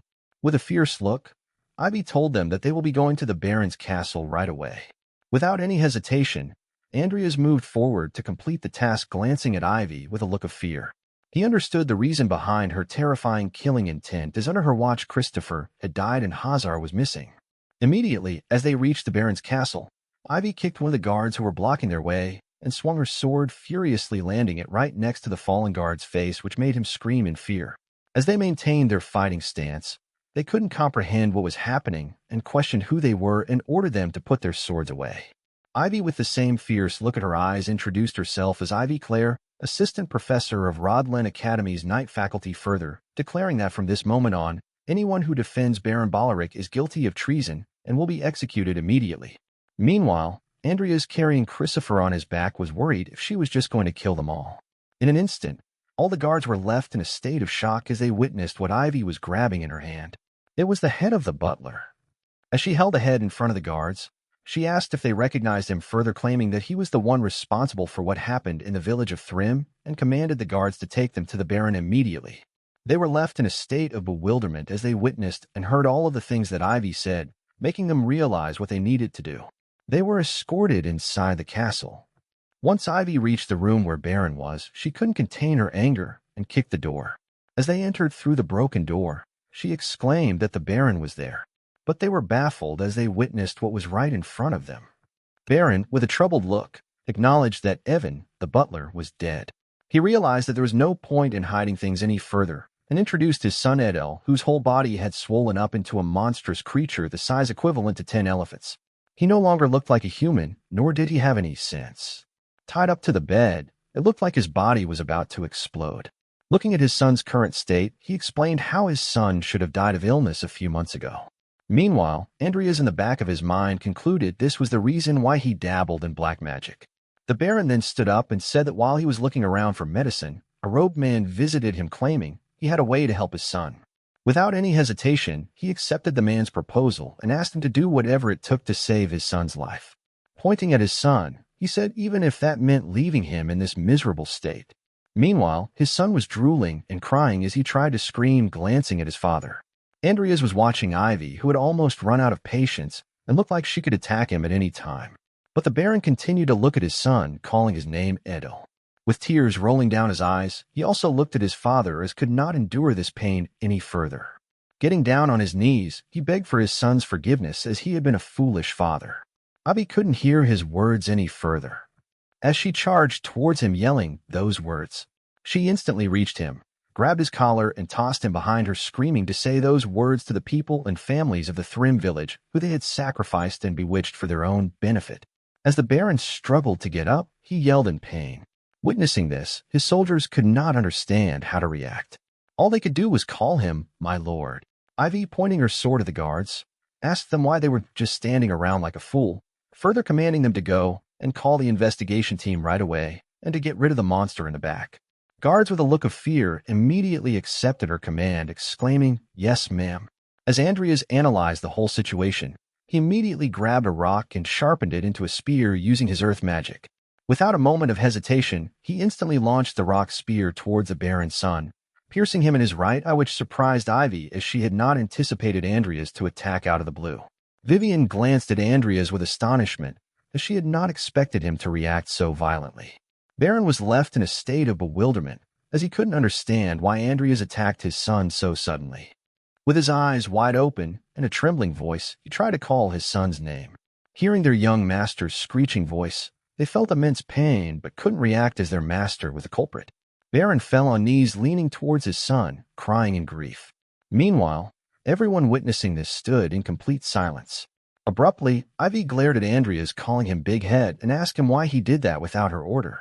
Andrias responded stating that a creature born of black magic should be dealt with immediately before it makes any sudden moves, and besides, any important information must be in the Baron's hands, further questioning her if he was wrong. Afterwards, the Baron was arrested and immediately taken away by the Imperial investigation team. And his son was neutralized as well and was being transported as well. When they returned to the academy, Vivian and Andrias were also called in to give their testimony. It was clear that the Baron was colluding with a black mage. As the investigation leader thanked them for their cooperation, he told them that they could go to their home now. He further ordered his subordinate to bring the Baron, as they would hold another hearing. As Andrias and Vivian were leaving the academy, he wondered about Baron Balaric and the consequences of getting involved with black magic, which surely will be severe. Glancing back, Andrias knew that he should be thanking him instead, for if he hadn't killed his son, he would have suffered the hell of being experimented on by a bunch of insane wizards. Suddenly, his chain of thoughts were interrupted by Vivian as she stopped and turned towards him, stating how Mr. Fairy had figured it all out about the Baron's son already. While looking at Vivian, Andrias got a glimpse of little Vivian, who asked the reason for his action was that he didn't want to let him suffer. Denying her accusations, he asked about the fairy and what she was talking about, wondering how he almost spoke like the fairy. Meanwhile, Vivian insisted on him being the fairy as he sounded just like him. Hearing this, Andrias was left in a state of panic as he thought he was about to be exposed. But to his surprise, they were interrupted by Lucia, who came running towards Andrias, calling him Senior Andrias. With a flustered look, Lucia asked him if he was done with his business, to which Andrias replied affirmatively, stating that the investigators said that the hearing was over. Lucia, containing her excitement, pointed at her tablet, telling them to check it out. Calling Andrias Senior in an excited tone, she told him he was famous. They were all over the news. Several headlines, from their heroic act to the saddening news of the disappearance of Hazar Gapri. Everything about this incident had been published. Lucia continued praising Andrias, how it had only been a short time since they unveiled the potion, to which Andrias responded how frustrating it was, even though all he wanted was some peace and quiet. Lucia jumped with excitement, stating that she heard he was getting a reward, further asking him to treat her to a meal. Andrias, with a look of annoyance, denied her, stating that the reward money had to be split, wondering if she was trying to suck him dry. However, Lucia was not pleased with that response. As she turned her gaze towards Vivian, she instantly recognized her and asked if she was the one who was on the news along with him, to which Andrias sarcastically questioned if she only noticed her now, further introducing her as Vivian Belcan, a third-year night faculty student, and told her to greet her. Lucia, with a sense of embarrassment, bowed towards Vivian, introducing herself, to which Vivian also bowed back, maintaining her posture, introducing herself. Meanwhile, Andrias pointed at Lucia, apologizing to Vivian, stating that she is kind of dumb. Lucia, with a sly look in her eyes, told Andrias to get back to the story, as he was the one getting the money anyway, so she suggested to go out to dinner and celebrate the success of their potion production. Andrias, wondering how persistent she was, defended himself, saying the jury had not been out yet, so they'll have dinner some other time, to which Lucia agreed annoyingly and proceeded to leave, saying she would see him at the magic tower tomorrow. Andrias responded affirmatively and warned her that he wouldn't forgive him if she were to be late. As the day passed, they went to the Rodlen Magic Tower. The Magic Tower was created by a group of engineering wizards who contributed to civilization. It all started with a mana levitation train, but now they develop various products such as mana lamps and fertilizers. The more famous a magic tower was, the more money it received from the government and nobility. Meanwhile, as they head towards the tower, Lucia, being the lazy one, was being carried by Andrias, complaining how he knew it would end up like this. Furious that he had to carry her, panting with exhaustion, he yelled, stating that he was a fool to trust her. While he was carrying her up the stairs, she called him Senior, requesting him to walk slowly, which made the already furious Andrias even more mad at her. As they reached the tower, The instructor confirmed both of their names, to which Andrias nodded in his head in agreement, while holding Lucia, who had fallen asleep, in his arms again. As the instructor told them to follow him, he warned them to watch their step as the space in the magic tower is constantly changing, to which Andrias asked Lucia if she heard it and told her to wake up and walk properly. Lucia replied, claiming she was awake. As they climbed up the stairs, she asked him about Vivian, the senior she met yesterday, and continued to ask what his relationship is with her, to which Andrias responded, saying nothing in particular. Lucia, not satisfied with his answer, glanced at Andrias. However, he avoided her, wondering what she was talking about. Instantly, she told him that they should definitely go out for dinner. Without hesitation, he pointed out that she was rich and questioned her why she kept begging him to treat her. Abruptly, their conversation was cut short as a mysterious voice said how cheeky they were, as the two were not nervous at all. They were both startled, as they could not believe it to be the man himself had come. An immense aura enveloped them. Instantly, a mysterious blindfolded man appeared behind them, grabbing them by their shoulder, who had a huge eagle resting on him.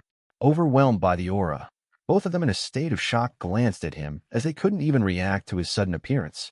Surrounded by the golden aura, it was the man himself, the owner of Rodlen Magic Tower, Bard Alvin, accompanied by his eagle, Stormbringer, who looked just as fierce as him. Surprised by the sudden appearance of Bard Alvin, the instructor questioned him, calling Tower Master. Meanwhile, the Tower Master stood calmly. Instantly, the enormous eagle resting on his shoulder swiftly flew away. Witnessing this, Lucia stood in amazement, staring at the eagle. However, the Tower Master standing between them turned towards Andrias. With a sly grin on his face, he wondered how Andrias had that unchanging, stupid face just like his father. Bewildered by the sudden turn of events, Andrias could not help but wonder how the fierce Bard Alvin, head of the Alvin household and the current master of the Rodlen Magic Tower, was right in front of him, making him question if the Tower Master was blowing things out of proportion by appearing personally. Even though it was common for him to be insulted, he still felt irritated. Then he turned towards Lucia, presuming she must be Viscount Hollington's daughter, to which she agreed to him, further introducing herself as Lucia Everlast. Folding his hands, he proudly yelled, if they want people to remember their name, they will have to build a reputation to match. Both of them were agitated by his response. However, Andrias exclaimed that they heard him. All of a sudden, the Tower Master cast a huge spell around them, ordering the instructor to stand back, stating that from now on, he would be the one in charge of this, to which the instructor agreed, replying, "Yes, sir." As the Tower Master raised his hand, his eagle understood the signal and came flying towards him. As the spell started to surround them, Andrias, with a puzzled look, questioned himself if this spell could be what he thought it was. As the magic started to lift them up, Lucia whispered to Andrias, stating the Tower Master really was a monster, as he is able to use such difficult and complex space magic, but to her it felt like he was exaggerating on purpose. With a grim smile on his face, the Tower Master told him that he could also hear them and sarcastically called them whisper snappers. His overwhelming magic enveloped them, making them disappear, and instantly transported them to the potion examination hall. Witnessing the sudden appearance of the Tower Master along with the students surprised all the supervisors present in the hall. The supervisors could not attain their excitement and called out to the Tower Master.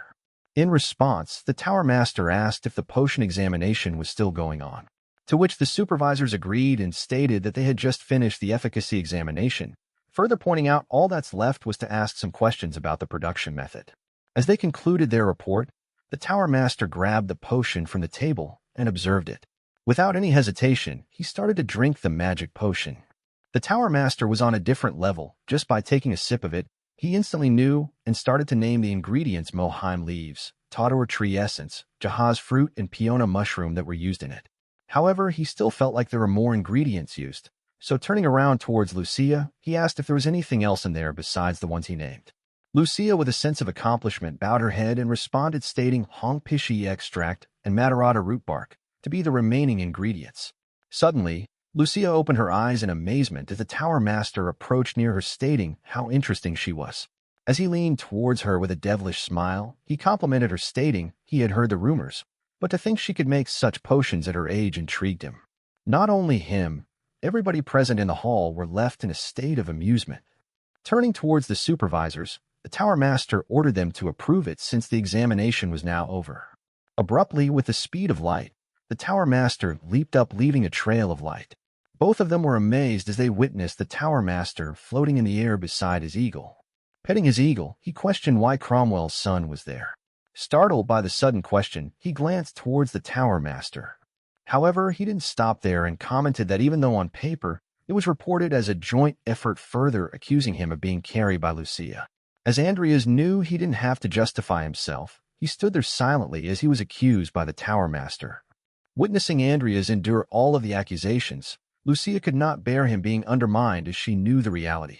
So, without hesitating, she defended him, stating that without him, she wouldn't have been able to create the potion. Surprised by her statement, he asked if she really wouldn't have been able to. Lucia, turning towards Andrias, agreed to the Tower Master, pointing out that most of the work was done by him, and in fact she was the one who only helped out. Agreeing hesitantly, the Tower Master claimed that he would verify it all now. With a snap of his finger, they instantly teleported to another location inside the tower. Lucia, observing the location, told Andrias how it seemed like he could not use this magic outside of the magic tower. Meanwhile, Andrias, who looked like he was struggling, glanced towards Lucia, complimenting how she was analyzing all of this even in such an intense situation.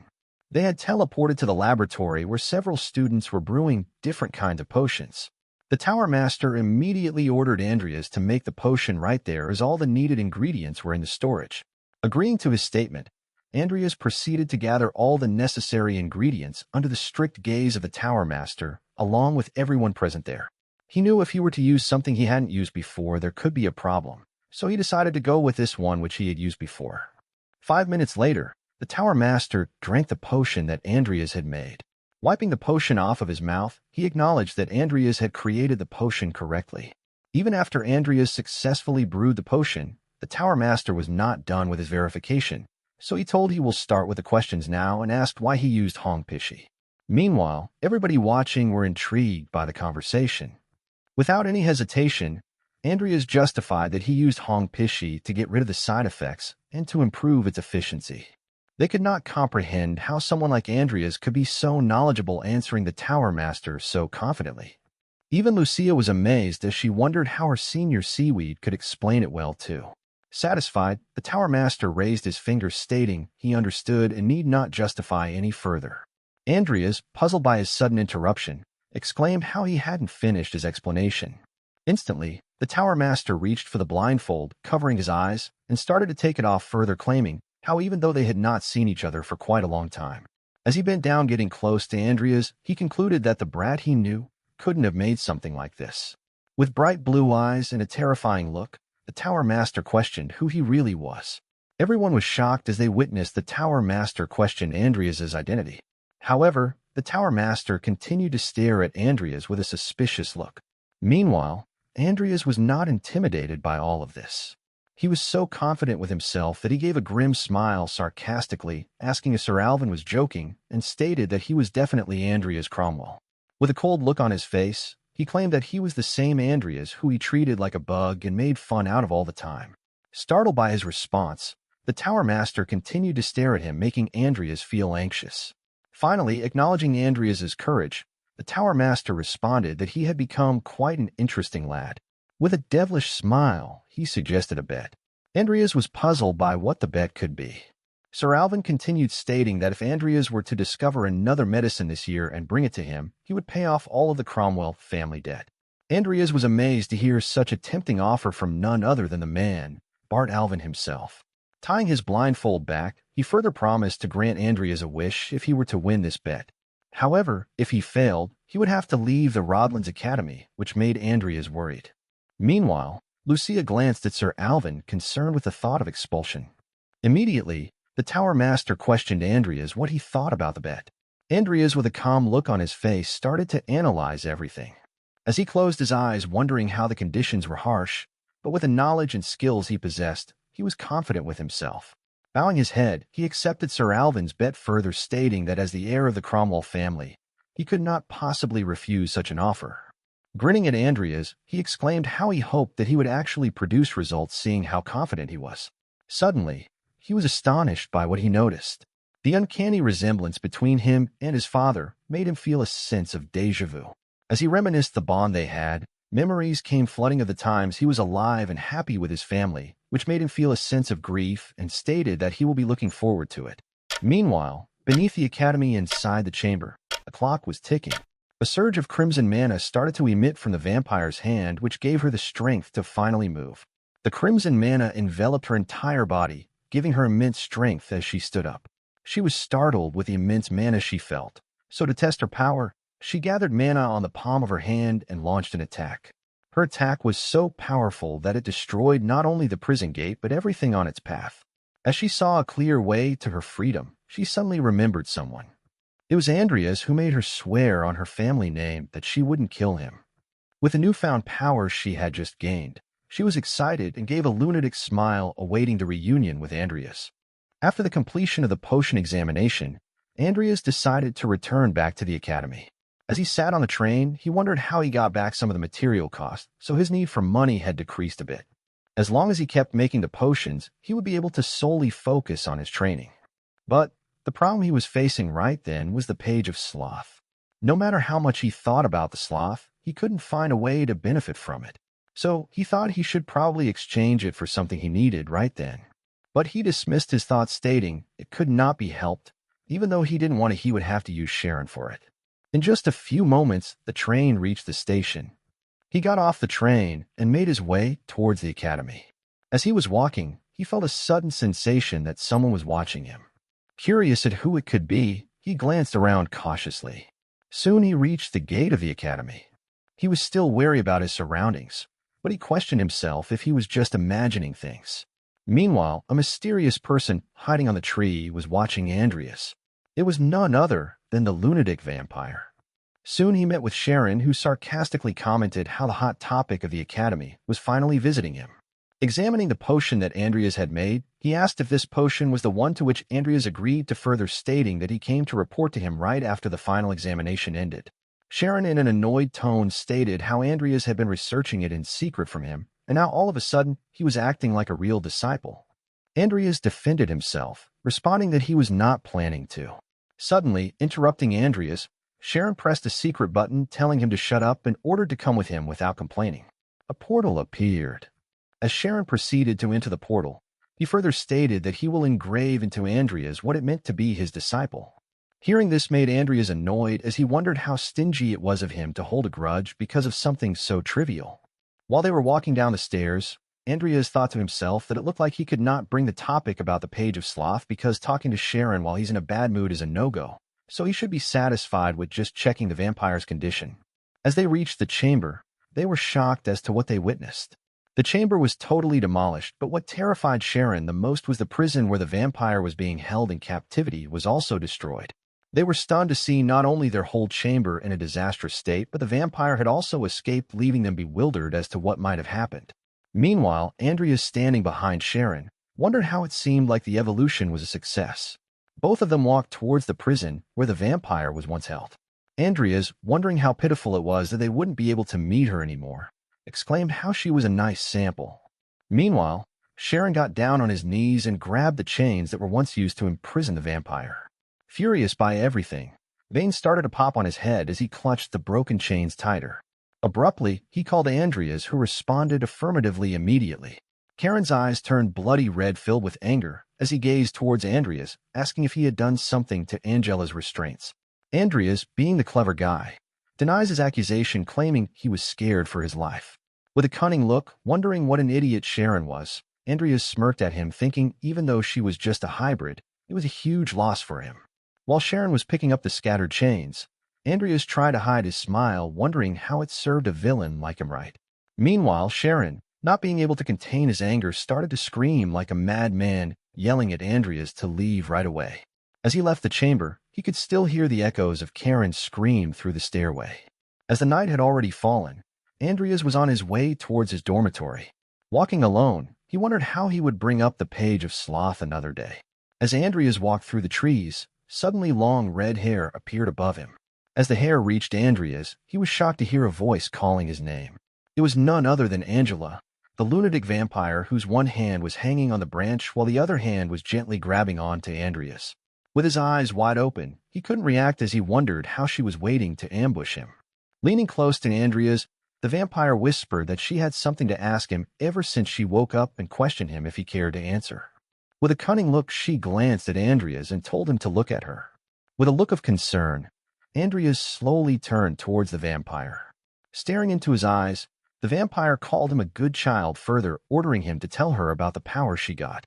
Glancing at the vampire, he defended himself, questioning why she was doing all of this as he had kept his word. She closed her eyes and smirked as she listened to Andrias warn her how she should know the price of breaking the oath of her family name. Using her newfound powers, she started to float.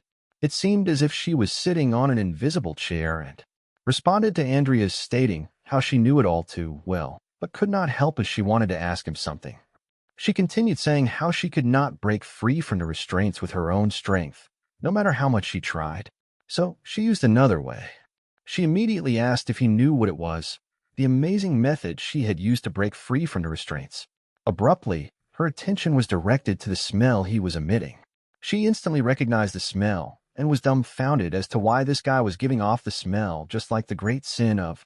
With blood-red eyes and a grim smile, she exclaimed that she finally saw what it was. With a puzzled look, Andrias stared at the vampire as he tried to comprehend what the vampire was thinking. Meanwhile, the vampire giggled as she gently caressed his face, whispering how interesting he was, to which Andrias asked what the hell she was saying. Without a moment's rest, the vampire grabbed his neck and slammed him on the tree. Andrias screamed in pain as the impact was so powerful it made the leaves fall from the tree. The strength that the vampire possessed was no match for Andrias, so all he could do was struggle in vain. As she prepared her other hand to launch another attack, she immediately restrained herself, stating since there were a lot of things she wanted to ask, but as this place was too noticeable, she decided to stop for now.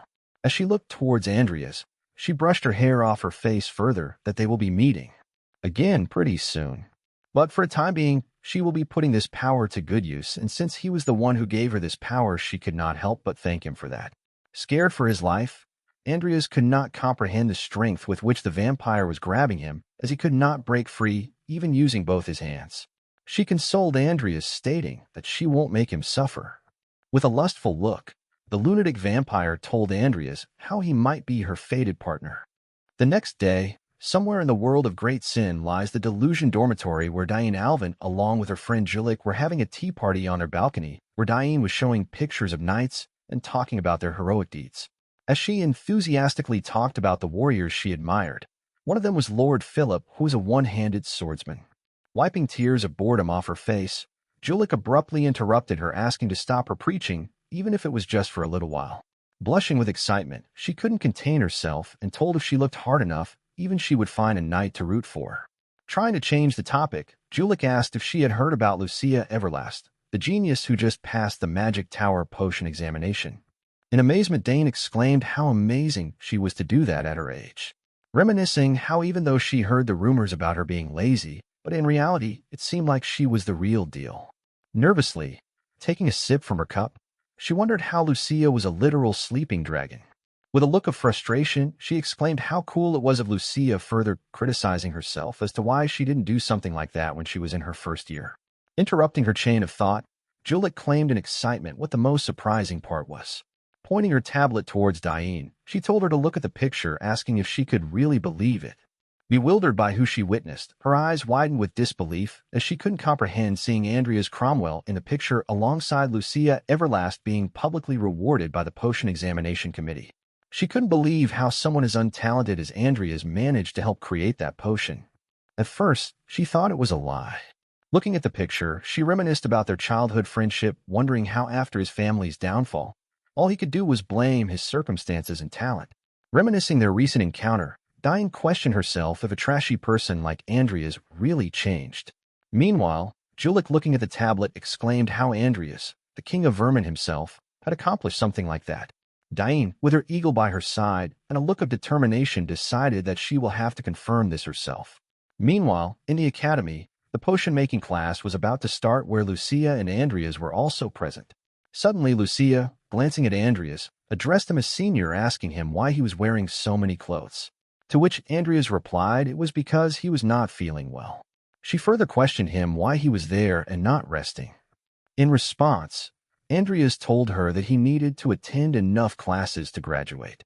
Their conversation was cut short by the sudden arrival of Professor Vauban.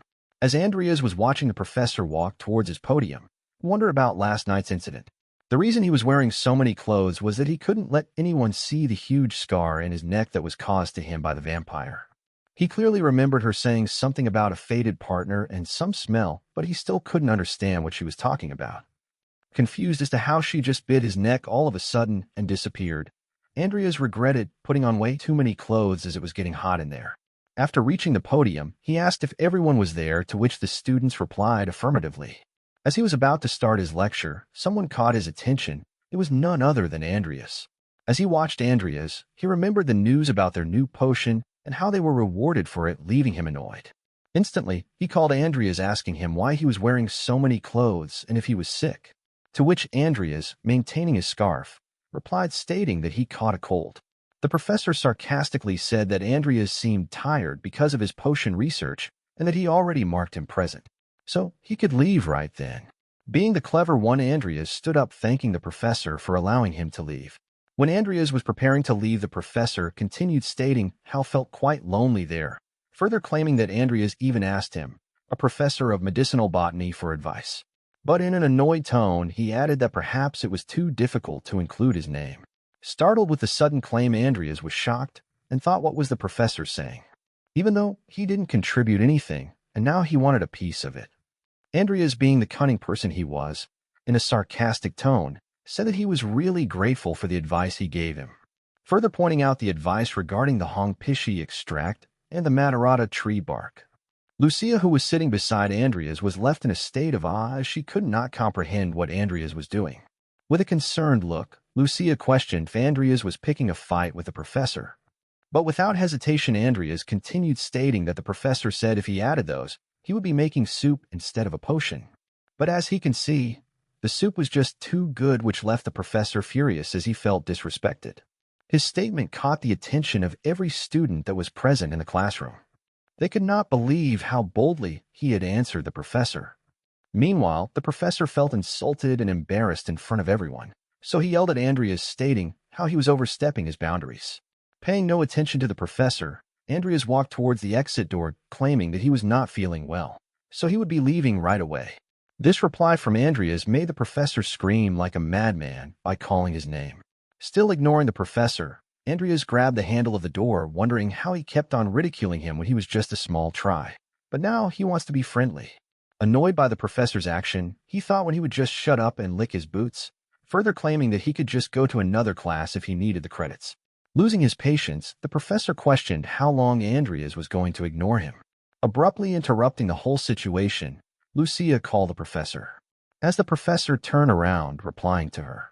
Trying to defend Andrias, she asked the professor if she could explain it on his behalf, as someone who co-created the potion. In the meantime, as Andrias was about to leave, he wondered what the hell Lucia was doing. The professor, maintaining his composure, told her to go ahead. She then started to explain that they learned the basics about potion making in this class. Dumbfounded by her sudden explanation, Andrias turned towards Lucia as she continued her explanation about how they put those basics to practice. Leaving the professor dripping with sweat all over his face, even the students were listening to her attentively. So, with a cunning look, she said that doing their own research without anyone's help meant a lot. She then finally concluded by questioning if it wasn't their own duty as magicians to do such. Having no choice, the professor agreed with her, stating that's right. Andrias, watching all of this, wondered how Vauban the professor was being overwhelmed by Lucia. Lucia, undermining the professor, said to him that they would surely ask for advice next time if he wasn't occupied with his own research. The professor, hiding his embarrassment, responded by saying how she could always come for his advice. Then he swiftly pointed towards Andrias, asking him to take care and get back safely. Andrias, pulling his scarf up, looked at Lucia, amazed at how well she de-escalate the situation. Meanwhile, Lucia, hiding her eyes from the professor, winked at Andrias, while Andrias was still thinking why she was going through all this trouble to help him. But with a sense of relief, he thanked her in his mind.